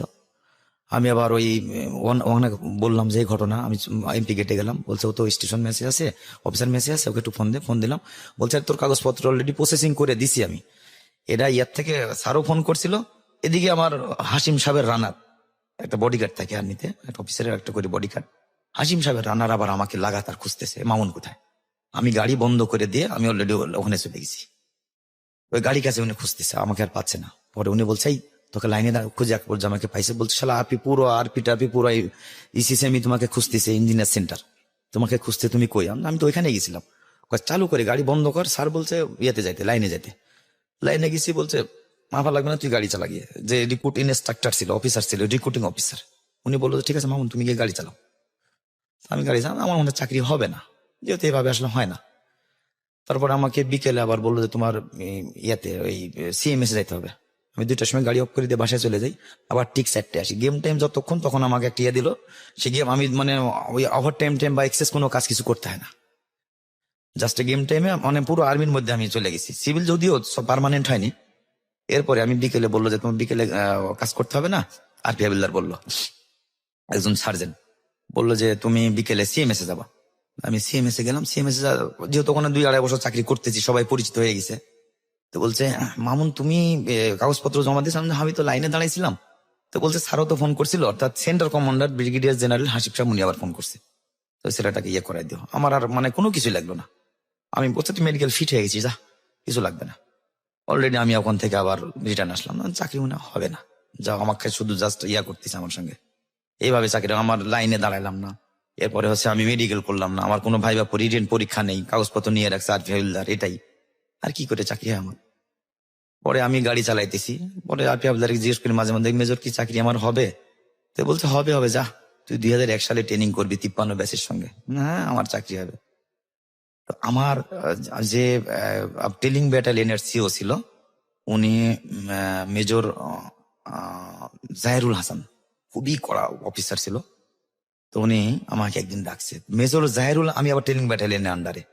মেজর জাহেরুল হাসান যদি কাউকে ডাকে তো নিশ্চিত মনে করতে হবে হয় ওনার পোস্টিং না, চাকরি থাকবে না। সিভিল যদি হয় তাহলে মনে করতে হবে যে চাকরি থাকবে না, আর যদি ফৌজি হয় তাহলে মনে করতে হবে পোস্টিং হয়ে যাবে। যখন শুনছি যে মেজর জাহেরুল হাসান আমাকে ডাকছে, আমার তো হাত পায়ের পানি নেই, যে আমার চাকরিটা এবার শেষ। আমার তো ওই হাই হ্যালো করার মধ্যে কেউ নেই। স্যার কুয়েত থাকে, উনি যদি একটু করলে করলো, না করলে নাই। আর আমি হাসিম সাহেবের বাসায় এভাবে যাইনি, সামনাসামনি পড়িও না আমি। পরে হচ্ছে আমাকে ডাকলো, ডাকার পরে আমি 11:30টার দিকে অফিসে ঢুকলাম, টেলিং ব্যাটালিয়নের অফিসে ঢুকলাম। ঢুকুন পরে বলছে, "এই মামুন এদিকে আসো।" আমি গেলাম, স্যারের রান্নার আছে। বলছে, "তোমার কি কাজ করার ইচ্ছে আছে?" তা আমি বললাম যে, "স্যার কাজ তো আমার অবশ্যই করার ইচ্ছা আছে, কেন কাজ করবো না, আমি তো কাজ তো করি।" কয়, "না, তোমার কোনো কাজকর্মের ঠিক নেই, তুমি যেভাবে আর্মিতে কাজ করতেছো এভাবে আর্মিতে কাজ হয়?" আমি, "স্যার আমি তো ঠিকই করতেছি।" কয়, "না, তোমার কোনো কাজ ঠিক নেই, তুমি এই সামনে 1 তারিখে রিক্রুট চলে যাবে, যাওয়ার পরে তোমাকে আর কাগজপত্র দিব না, তুমি বেরা চলে যাবা, তোমার আর প্রয়োজন নেই।" তখন আমি বললাম, "স্যার যদি আমাকে এখান থেকে বিদায় করে দেন, আমার ছোট 2টা বোন আছে, বাবা একেবারে কিছুই করতে পারে না, তাহলে আমার না খেয়ে মরতে হবে স্যার।" তো হ্যাঁ বললাম, তখন বলতেছে যে, "তুমি না খেয়ে মরলে কি আমার দেখার আছে? সেটা তো আমার দেখার নেই, তুমি চলে যাও।" That is actually army language, হ্যাঁ, এটাই হওয়া উচিত। হ্যাঁ, আচ্ছা ওকে। তারপরে আমি বলছি, "ঠিক আছে, এখন তুমি চলে যাও।" আমি অফিস থেকে ঠিক বের হয়, মানে আমি ওই জায়গায় মনে হচ্ছে, আল্লাহ তুমি মাটি ফেটে 2 দিকে যাও, আমি মাঝখানে ঢুকি। আসলে আমার কাজে কোনো ঘাপা লেগে আমি তো কাজ করিনি। মানে আপনি তো আপনাদের হ্যাঁ, হয়তো আমার উনি জায়গা আপনাকে ঠিক- টেস্ট করছেন হ্যাঁ, ডিফারেন্ট ওয়েতে। হ্যাঁ, তারপর আচ্ছা ওকে। তখন উনি যখন চলে যাচ্ছেন বলছে, "মাউন ঘুরে আসো, এই ঘোরো এদিকে আসো।" আসছি। কয়, "আসলে তোমাকে ট্রাই করতেছিলাম।" হ্যাঁ। আমাকে বললো যে, "মামুন তোমাকে ট্রাই করে।" যখন আমাকে এই কথা বলছে তখন আমি স্যারের সামনে কেঁদে দিছি। দিয়ে এনে বলছে, "তোমার তো আসলে এখন চাকরি হবে না, তোমার এই কাগজপত্র নিয়ে যাও।" তো আমি বললাম যে, "স্যার তাহলে আমার ক্যাজুয়ালিতে চাকরিতে রাখেন, আমার পার্মানেন্ট চাকরির দরকার নেই, আপনি আমার ক্যাজুয়ালি চাকরিতে রাখেন।" তো বলছে, "না, সেটাও আর পারবো না।" তো আমি বললাম যে, "স্যার কি করবো?" তখন আমি মানে এতই কান্না করতেছি, আবার চলে আসতে বলছে, "ওটা খুলে তোমার কাগজপত্র ঠিক আছে নাকি দেখে নিয়ে গেলে না?" পরে আমি কাগজ টান দিয়া ইয়ে করছি, খুলেই ফেলছি, স্টেপলার মারা ছিল, টান দিয়া খুলে দেখতেছি যে আমার অ্যাফার্মেন্ট লেটার। আমি যখন আমার অ্যাফার্মেন্ট লেটার দেখছি যে আমি বাংলাদেশ সেনাবাহিনীতে এত তারিখে আমি অ্যাটেন্ড করতে যাচ্ছি, এগুলো নিয়ে আমাকে আসতাম।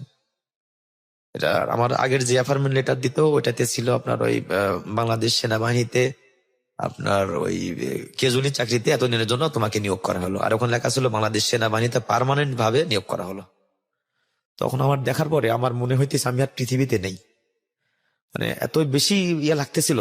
মানুষ যে আনন্দে কান্না করে ভাই, আমি আগেও বুঝছি, কিন্তু ওই দিন আমি চিল্লা কান্না করছিলাম, বলছি, "আরে স্টপ, তুমি থামো মামুন, থামো, আসলে এটা এরকম করতেছো কেন?"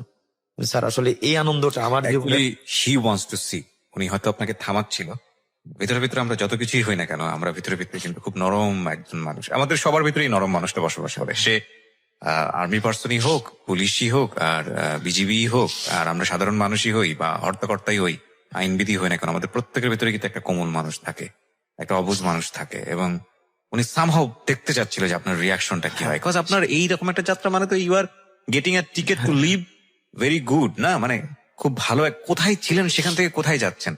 এটা হয়তো কারোর জন্য কিছুই না এরকম একটা চাকরি, কিন্তু ওর ফ্যামিলির জন্য এটা কত বড় আশীর্বাদ, একটু চিন্তা করে দেখেন।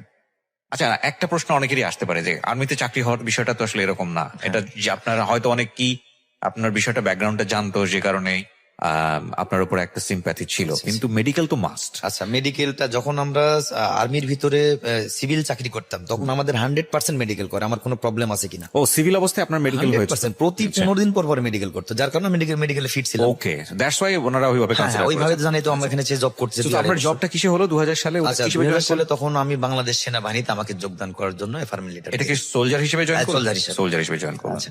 আচ্ছা, তখন আমি ওই এফআরএম লেটার পাওয়ার পরে মানে আনন্দে আত্মহারা হয়ে গেছি। ইভেন তখন আমার কাছে টাকাও নেই। এখন অ্যাডজুটেন্ট সাহেব যে ছিল স্যারের বাড়ি টাঙ্গাইলে, তো উনি ক্যাপ্টেন ছিল, ক্যাপ্টেন আসাদ সাহেব। উনি আমাকে খুবই ভালোবাসতো। তো উনি আমাকে ডাক দিল যখন সিও সাহেবের রুম থেকে বের হয়েছি। অ্যাডজুটেন্ট উনি একজন ক্যাপ্টেন, উনি আমাকে ডেকে বলছে, মামুন এদিকে আসুন। আমি স্যারের সামনে গেছি। স্যার বলেন, বলছে আসলে তোর জীবনটা সার্থক। স্যার হ্যাঁ আসলে স্যার, আমরা সবাই তোর জন্য রিকোয়েস্ট করছি। স্যারও বলছে তো করে খায়, সমস্যা নেই, তোর লাইফটাকে তুই আসলে চেঞ্জ করতে পারবি এটা দিই, বাট সততার মধ্যে দিয়ে থাকবি। স্যার কোনোদিনও আমি আপনাদের কথা অমান্য করব না। বলছে তুই এখন বাসায় বাইরে গিয়ে মিষ্টি কিনবি। তখন আমাদের ওখানে একটা বাজার ছিল, 35 টাকা কেজি মিষ্টি পাওয়া যেত। তা বললাম, স্যার আমার কাছে আজ মনে হয় 10 টাকা না 20 টাকা আছে, 2000 সালে কথা বলতেছি। উনি পকেট থেকে আমাকে 5 টাকা বের করে দিল। বলছে 10 কেজি মিষ্টি নিয়ে যাবি। 500 টাকা বের করে হ্যাঁ, দিয়েছে। 500 টাকা বের করে দিল। আমি তারা কিন্তু টেলিং ব্যাটালিয়নের যে সিও ছিল, সিও সব আমাকে বলতেছে যে মামুন তুমি পুরো টেলিং ব্যাটালিয়নে কিন্তু মিষ্টি খাওয়াবো। আমি স্যার আমি খাওয়াবো। হুম। আমি টেলিং ব্যাটালিয়নে পুরো আমি মিষ্টি খাওয়াবো। হুম। তো বলছে না না, তার আর দরকার নেই, খবরদার এগুলো করবো না, আমরা কি মিষ্টি খাই না, জাস্ট আমার সঙ্গে উনি একটু ইয়া নিল। সবাই খুশি অবশ্য, আমার চাকরি হওয়াতে সবাই হ্যাপি, সবাই Right. এত আনন্দ প্রকাশ করছে মানে বললে না, রিক্রুট থেকে শুরু করে একেবারে মানে সেন্টার কমান্ডার পর সবাই। যাই হোক, পরে আমি ওইখান বাইরে এসে তখন আমার ওই যে একটা সাইকেল কিনছিলাম, ওই সাইকেলটা নিয়ে আসতেছি, আর খুবই ইয়েতে আসছি, কারোর সঙ্গে কথা বলতে। আগে এসে 10 কেজি সত্যি সত্যি মিষ্টি কিনছি, কিনে নিয়ে এসে কার্টুনের মধ্যে 10টা কার্টুন 10 কেজি মিষ্টি দিছে। এসে দেখতেছি আমার আব্বা তো তখন বয়স হয়ে গেছে, তো ওই যে কি ধানের খেড়গুলো আছে না, ওইটা নাড়তেছে আপনার বাবা? আমার বাবা। তো আমি তখন সামনে দাঁড়াইছি, মিষ্টি দেখে বলছি এত মিষ্টি কি করবা? আমি বললাম, আব্বা আমার তো আসলে আর্মিতে চাকরি হয়েছে, যার কারণে আমি মিষ্টি নিয়ে আসছি। জড়ায় ধরছি, ধরার পরে উনি অনেক কান্না করলো, কয় আমি আসলে ভাবতেও পারি যে তুই আর্মিতে চাকরি করবি। ফিলটা আপনি বোঝার চেষ্টা করেন। একটা মানুষ মানে দুনিয়াতে জান্নাতের টেস্ট যেটাকে বলে, মানে এটা কি, মানে আপনি যদি কখনো এই লেভেলটা ক্রস করেন তাহলেই বুঝতে পারবেন যে আসলে এটা ওনার জন্য, ওনার ফ্যামিলির জন্য কি ভয়ানক রকমের মানে আনন্দের সংবাদ। আমি ভয়ানক শব্দটা ব্যবহার করছি, আনন্দের সাথে ভয়ানক শব্দটা যায় না, বাট আমার নিজেরও ফিলটা আমি কিছুটা হলেও ফিলটা পাচ্ছিলাম। ওকে, তারপর? এরপরে হচ্ছে আমি বললাম যে আব্বা আমার তো আর্মিতে চাকরি হয়েছে, কয় তুই কি ইউনিফর্ম পরবি? আমি বললাম যে হ্যাঁ, আমি যেভাবে দৌড়াদৌড়ি করি তুই ওটা পরবি? আমি বলছি, হ্যাঁ আব্বা আমি ওটা পর। তো আব্বা শুনে অনেক খুশি, অনেক আনন্দ। উনি মানে এত আনন্দ হচ্ছে, আগে মনে হয় আমি আমার লাইফে এত আনন্দ দেখিনি। হুম। তো তারপরে মিষ্টি মোটামুটি সবাই বিলি করলাম, পাড়ার মধ্যে সবাই বিলি করলাম, সবাই অনেক খুশি। যখন আমার 15 দিন টাইম ছিল, 15 দিনের আগে আমার অ্যাপয়েন্টমেন্ট লেটার দিল। এর মধ্যে 15 দিন আমাকে ট্রেনিং করতে ডিউটি করতে হয়নি। স্যার বলে দিল তোরা ট্রেনিং করতে হবে না, এই মাসের বেতন এমনি তোমাকে দিয়ে দেওয়া হবে, আর ডিউটি করতে হবে না, তুমি সবার সাথে একটু দেখাশোনা করি আসো, বাবা যেহেতু অসুস্থ। তো ঠিক আছে, আমি আর যাই না, এমনি মাঝে মধ্যে যাই, খোঁজ খবর নেই। আর ভিতরে ঢোকার জন্য আমার জন্য পারমিশন আছে, আমার কোনো ইয়ে লাগে না, হুম। পরিচিত হয়ে গেছে। তারপরে সিভিল আইডি কার্ডটা আছে, এরপরে ফৌজি চাকরিতে আমার হয়ে গেছে, অ্যাপয়েন্টমেন্ট লেটার দিছে, প্রায় পরিচিত, 2.5 কিলো দূরে ইউনিট থেকে বাসা। জি। ওকে ঠিক আছে। বাবা আবার অসুস্থ হয়ে গেল। বাবা যেদিন আমি 1 জানুয়ারি 2001 সাল ট্রেনিং এ চলে যাচ্ছি, বাবার পায়ে সালাম। ও এর মধ্যে আমার যখন চাকরি হয়ে গেল তখন আমার 3 নম্বর বোন যেটা ছিল, বড় বোনটা কিন্তু বিয়ে হয়েছে। 3 নম্বর বোনটার ভালো একটা জায়গা থেকে সম্বন্ধ আসলো, ছেলের বড় ভাই আর্মিতে চাকরি করে। বাহ, এইটাই এনাফ সার্টিফিকেটের জন্য। হ্যাঁ, হ্যাঁ, এখন দেখেন ওর শুধু শুরু হচ্ছে, হ্যাঁ। বলছিলেন। আচ্ছা, এরপরে তখন ওই আমার আর্মিতে চাকরি হয়ে গেছে, এটা যেহেতু গ্রাম এলাকার সবাই জানাজানি হয়ে গেছে। তখন আমার 3 নম্বর বোন যেটা ছিল, ওই বোনটার একটা জায়গা থেকে একটা ভালো সম্বন্ধ আসে। তখন আমার বোনটা ক্লাস 8-এ পড়ে। আচ্ছা। তা আমি বললাম ওদের সাথে কি আমাদের সম্পর্ক হবে নাকি? বড় ভাই হলো আর্মিতে চাকরি করে, বাবা হলো সিএমএস এ চাকরি করে, মা সিএমএস এ চাকরি করে, মেজো ভাই সরকারি চাকরি করে, আর ওই ভাইটা হলো ছোট, ওদের আবার 3 ভাই বোন নেই। আচ্ছা। তো ওই ফ্যামিলিকে আমার বোনের সাথে বিয়ে দেবে, মানে আমি এটা বিলিভ করতে পারতেছি না যে আমার বোনের সাথে ওই বিয়েটা হবে। হ্যাঁ, ওরা আসলে সব দেখে অপছন্দ। আমার যে তাওয়াই সাহেব ছিল, উনি মারা গেছে অবশ্য। তো উনি বললো যে বাবা আমাদের কোনো কিছুরই দরকার নেই, তো জাস্ট ওই মেয়েটা আমাদের দিলে হবে। তা আমি বললাম যে এটা তো ভালো কথা। বাবা কিন্তু বেঁচে আছে স্টিল তখন। তো আব্বুর সাথে কথা বলে বলছে ঠিক আছে। তো আমরা বোনটাকে যতটুকু পারি, গরিবা না হলে যতটুকু পারি আর কি, দিয়ে বিয়েটা দিয়ে দিলাম। এটা সিচুয়েশনালি একটা ব্যাপার। আপনারা মনে করতে পারেন আপনাদের রেডিও এন্ড থেকে শুনে ক্লাস 8-এ পড়া, অবশ্যই বিয়ের বয়স হয়নি, প্রাপ্তবয়স্ক ছিল, এবং অবশ্যই এই ধরনের বিয়েকে সমর্থনও করি না আমরা, যেই জায়গাটা থেকেই এটা হোক না কেন। কিন্তু খেয়াল রাখতে হবে, এটা ওনাদের জীবন গল্প, ওনাদের জীবনে এটা ঘটেছে, এবং ঘটেছে বলেই উনি আজকে অকপটে সবকিছু স্বীকার করছেন। একটা ভালো সম্বন্ধ পেয়েছে ওনাদের পরিবারের জায়গাটা থেকে, সেটাকে ওনারা মিস করতে চাননি। এই সম্বন্ধটা ওনাদের কাছে ভবিষ্যতে নাও আসতে পারে সেই জায়গাটা থেকে, যদিও এটা রাইট পার্সপেক্টিভ না। কারণ আজকে আমরা যে পরিমাণ সচেতন হয়েছি বাল্যবিবাহ নিয়ে, ওই সময়ে 2000 সালের ঘটনা জি, বোধহয়, জি, জি। তখন কিন্তু অবস্থাটা এরকম ছিল না। এটাও কিন্তু একটা প্রেক্ষাপট। যাই হোক না কেন, আমি এই ইন্টারাপ্ট করার কারণটা হচ্ছে তাই, সিচুয়েশন যাই হোক না কেন, আমরা বাল্যবিবাহ সমর্থন করতে পারি না, এবং সেটা করাও উচিত না, অন্তত আজকের এই সময় না। হ্যাঁ, বলেন তারপর। আচ্ছা, এরপরে বিয়ে হয়ে গেল। আমি 2001-এর জানুয়ারি মাসের 1 তারিখে বাসা থেকে বেড বিছানা নিয়ে চলে আসলাম ট্রেনিং এর জন্য। কোথায় ট্রেনিং করলেন? ইঞ্জিনিয়ার সেন্টার কাদিরাবাদে, নাটোরে। নাটোরে। ইসিসিএমতে। আচ্ছা। তো যখন চলে আসছি, আর যেদিনকে আসছি তার 2 দিন পরে থেকে বা একেবারে অসুস্থ হয়ে পড়ছে। উনি মানে উঠতেই পারে না আর। তো ট্রেনিং করতেছি, ট্রেনিং 2 সপ্তাহ শেষ হয়ে গেল। তখন তো আমি রিক্রুট, আমাকে আর বাড়িতে আসার অথরিটি নেই। 6 মাস আমি বাসায় আসতে পারবো পারবেন না। হ্যাঁ। কোনো রকমই অথরিটি নেই। তেমনি খোঁজ খবর পাই যে আব্বু অসুস্থ হয়েছে। যারা সিভিল আমাদের এলাকায় 2-1 জন চাকরি বাকরি করতে, ভাই আর একটা বড় ভাই ছিল, ওর সঙ্গে চাকরি করতাম, খোঁজ খবর নিতাম। তখন তো ফোন ছিল না। যাই হোক, আমি খোঁজ খবর নিতাম। আমার মাও মাঝে মধ্যে ওই এমপি গেট, আরপি গেটে আসতো, সে আরপি হাবিলদার ছিল, ওর সাথে একটা ভালো ইয়ে ছিল, ওর কাছ থেকে খবর টবর নিয়ে যেত।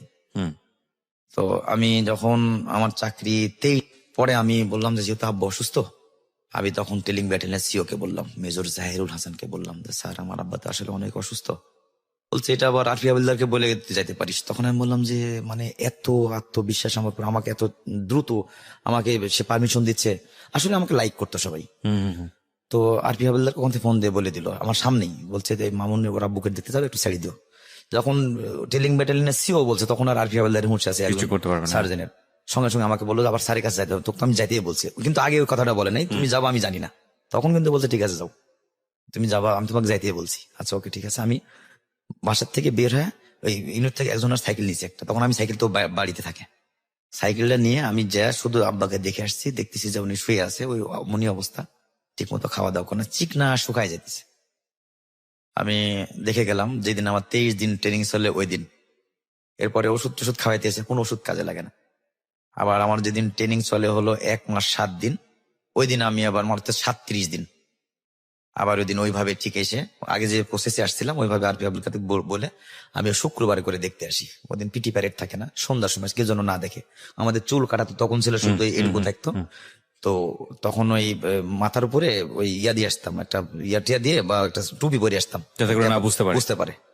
এসে আব্বাক দেখে যেতাম। তো দেখে গেলাম 37 দিন যেদিন চাকরি ট্রেনিং চলে ওই দিন আমি দেখে গেলাম। দেখা তখনও অবস্থা আরো মানে মানে বাঁচবে বলে এরকম কিছু মনে হচ্ছে না। আচ্ছা আমি ওখানে ট্রেনিং করতেছি আর টেনশন করি শুধু। তখন কিন্তু আমার ছোট একটা বোন, ছোট বোনটা, 2 বোনের বিয়ে হয়ে গেছে। হ্যাঁ 2 বোনের বিয়ে হয়ে গেছে, মোটামুটি ভালো। বড়টা যদিও কৃষি কাজ করে, আল্লাহর রহমতে অনেক ভালো চলে। তো মেজোটা তো অনেক ভালো, ওদের বিল্ডিং বাড়ি টাড়ি সবকিছু মানে অন্যরকম। তো এরপরে আমি যখন আমার 49 দিন চাকরি, ওই দিন আমি আবার বললাম যে মেজর আমি তো আমার আব্বাকে আজকে আবার একটু দেখতে যাবো। কয় স্যার তো বলেছে তুই যা, সমস্যা নেই। আমি ঠিক ওইভাবে এসে 10-15 মিনিট দাঁড়ায় দেখে চলে যাই, ওই এটা ওটা নিয়ে আসি আর খাওয়াই যাই, খাইতে চায় না, তারপরে চলে যাই।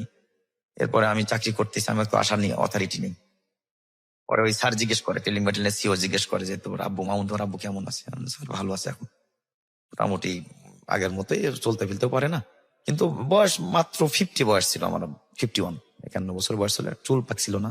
যাই হোক, এরপরে আমি যেদিন আমার এই 2 মাস জায়গাটাতে আমি আপনাদের সবাইকে গল্পের প্রথম যেই ঘটনাটা এটা একটু মনে করার জন্য সবাইকে একটু রিকোয়েস্ট করছি। সেটা হচ্ছে যে ওনার বাবা ব্যাগ ভরে বাজার নিয়ে আসছেন, কিন্তু মাছ কিনতে পারছেন না।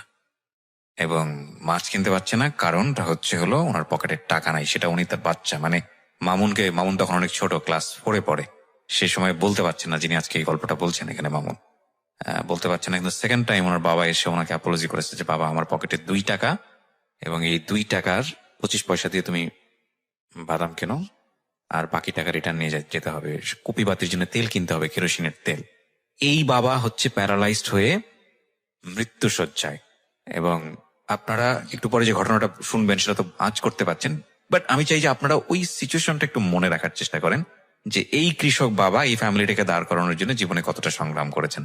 এবং এরকম প্রত্যেকটা সংগ্রামী পুরুষ আজকের এই বাংলাদেশটা গড়ে তুলেছে। কারণ আমাদের সব আদি পুরুষরাই হচ্ছে হলো এই কৃষক, যাদের হাড় ভাঙা পরিশ্রম, হাড় ভাঙা খাটুনি, জীবন বিসর্জন, এবং এগুলোর সবকিছুর বিনিময়ে আজকে তিল তিল করে করা আজকের এই বাংলাদেশ। যে 37 দিনের গল্পে ছিলেন আপনি। আচ্ছা, যখন আমার চাকরি আপনার 2 মাস আফ হয়ে গেছে, তখন আমার বাবাকে আমাদের এলাকায় একটা সরকারি হাসপাতালে ভর্তি করা হলো। বাসা থেকে উনি আর মানে একেবারে অকেজো হয়ে গেল। ডাক্তারের কোনো ট্রিটমেন্ট করলে কাজ হয় না, অথচ ডাক্তার কোনো অসুখ পাচ্ছে না।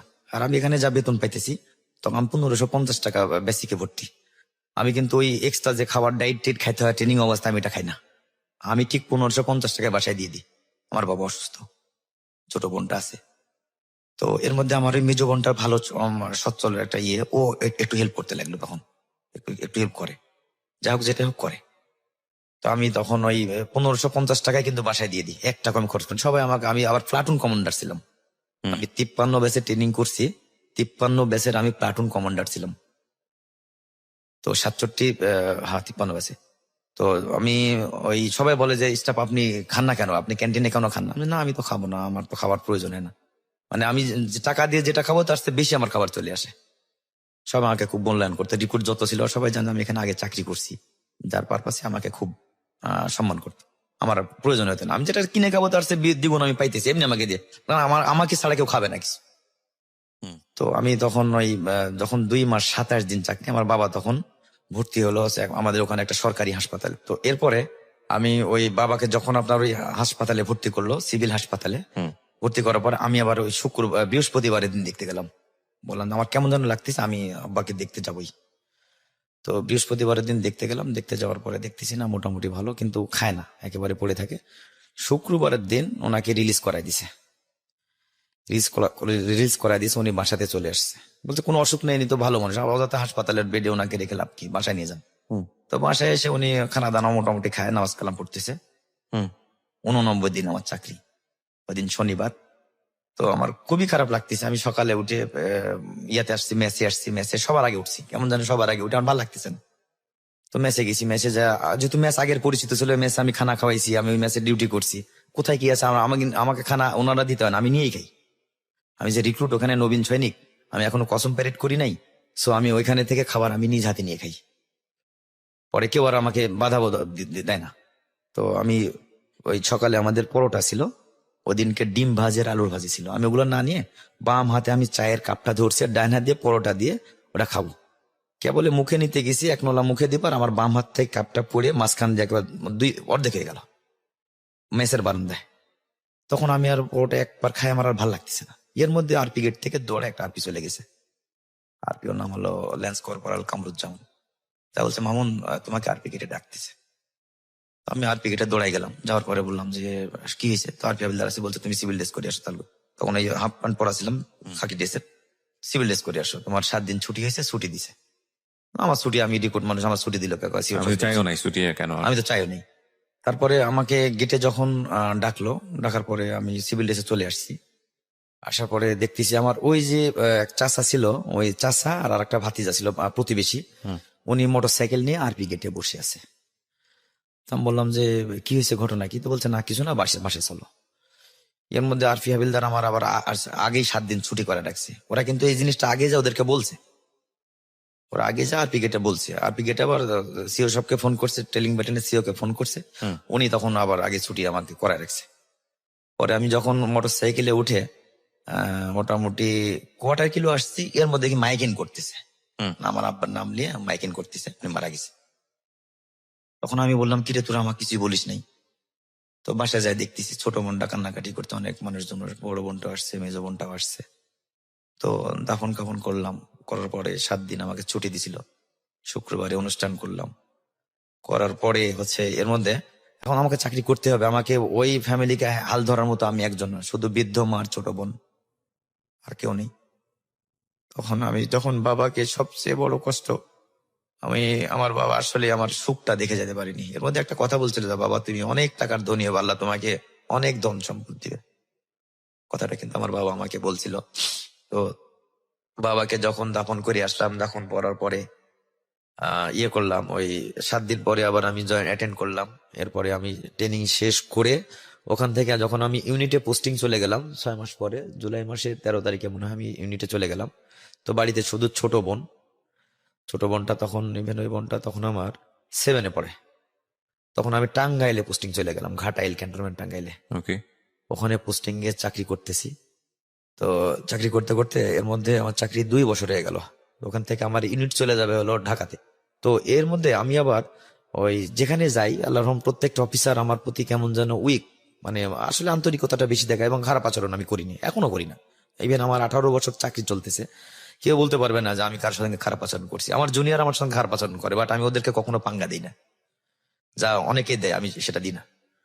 তো এরপরে আমি ঘাটাইল থেকে যখন আমার ইউনিট হিলে চলে যায়, 3 বছর করে হিলে চলে যায়, তো আমি বললাম, আমার যে সিও ছিল লেফটেন্যান্ট কর্নেল আকবর সাহেব, আমি স্যারকে বললাম, স্যার আমার তো শুধু মা আর ছোট বোনটা বসে, আমাকে পোস্টিংটা ঢাকাতে করে দেওয়া যায় না স্যার? আমার মুখের দিকে তাকায় উনি কোনো কথা না বলে উনি আমাকে ঢাকায় পোস্টিং করলো। তো 2 বছর চাকরি, তখন আমার 2 বছর। এরপরে ছোট বোনটা তখন ক্লাস 10-এ পড়ে, আমার কাছে ঢাকায় বেড়াইতে আসতেছিল। ট্রেনের মধ্যে ঢাকার এক ছেলের সঙ্গে আমার এই বোনের দেখা হয়। আমার মাও কিন্তু ইভেন আসতেছে ঢাকাতে আমার কাছে বেড়াইতে, আমার মামা ঢাকায় থাকতো, গার্মেন্ট চাকরি করতো। তো আসতেছে, আমার বোনটাকে দেখে, এই গাজীপুরে আমার বোন বিয়ে হয়েছে, তো উনার ফোন নাম্বার উনাকে দিয়ে দিছে। তো আমার তখন আমি একটা নাম্বার ছিল, তখন 10 ডিজিটের নাম্বার ছিল, 11টা হয়নি। তো আমি একটা ফোন ব্যবহার করতাম, আমার নাম্বারটা আমার বোনটা আবার দিয়ে আসছে। রাত্রে দেখি ওই ছেলেটা আমাকে ফোন করছে, ফোন করার পরে বললো, ভাই এই ব্যাপার, আপনার বোনকে দেখে আমাকে, মানে একেবারে ওপেনই আমাকে সে প্রপোজ করছে যে আপনার নাকি বাবা নেই, আপনার বোনটা দেখে আমার খুব ভালো লাগছে। আমার বোন দেখে আপনার ভালো লাগলে আমি তো আপনাকে দেখি নাই, বলছে আমাদের বাসায় আসেন।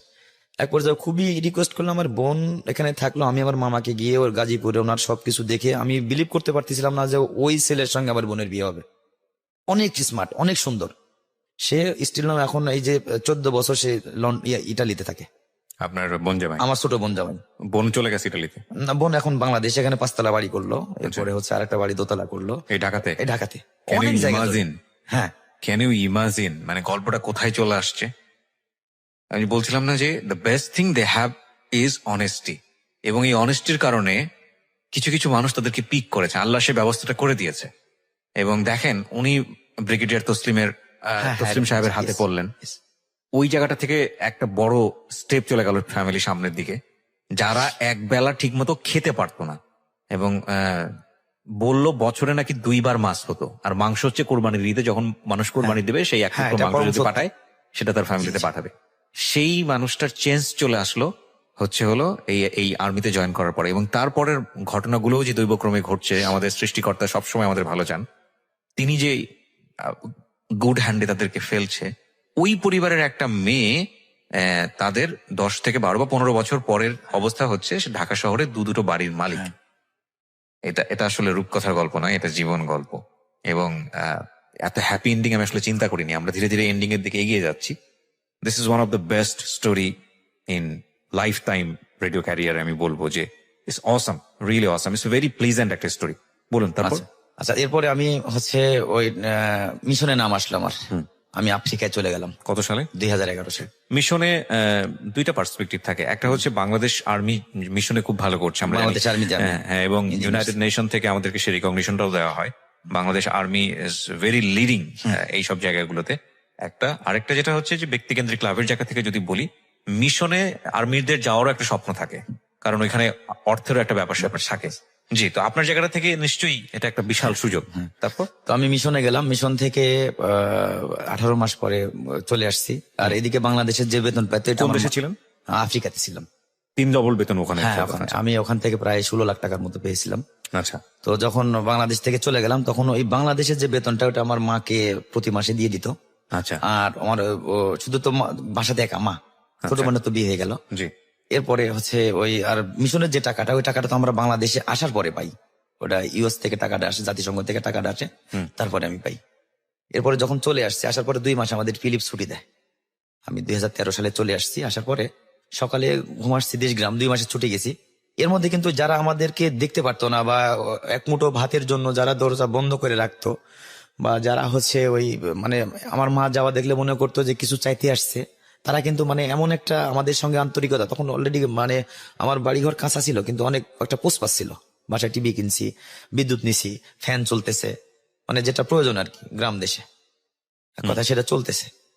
এরপরে হচ্ছে আমি যখন মিশন থেকে আসলাম, আসার পরে 20-22 দিন পরে এক ড্রাইভের টাকা মাত্র আমি পেয়েছি। 7.5 লাখ টাকা যখন পেলাম, তো আমাদের গ্রামে একটা ছেলে ছিল, তো উনি এসে সকালে আমাকে বলতেছে যে, মামুন ঘুম থেকে উঠছো? মানে আমাকে বাজারে দেখছে। আমি বললাম যে আমি তো উঠি না। তখন মা বলছে, বাবা তো ফজরের নামাজ পড়ে ঘুম আসছে, তো কেছে কি জন্য? বলছে আমি তো একটু মাদ্রাজে যাবো, আমার এই জায়গাটা বিক্রি করবো।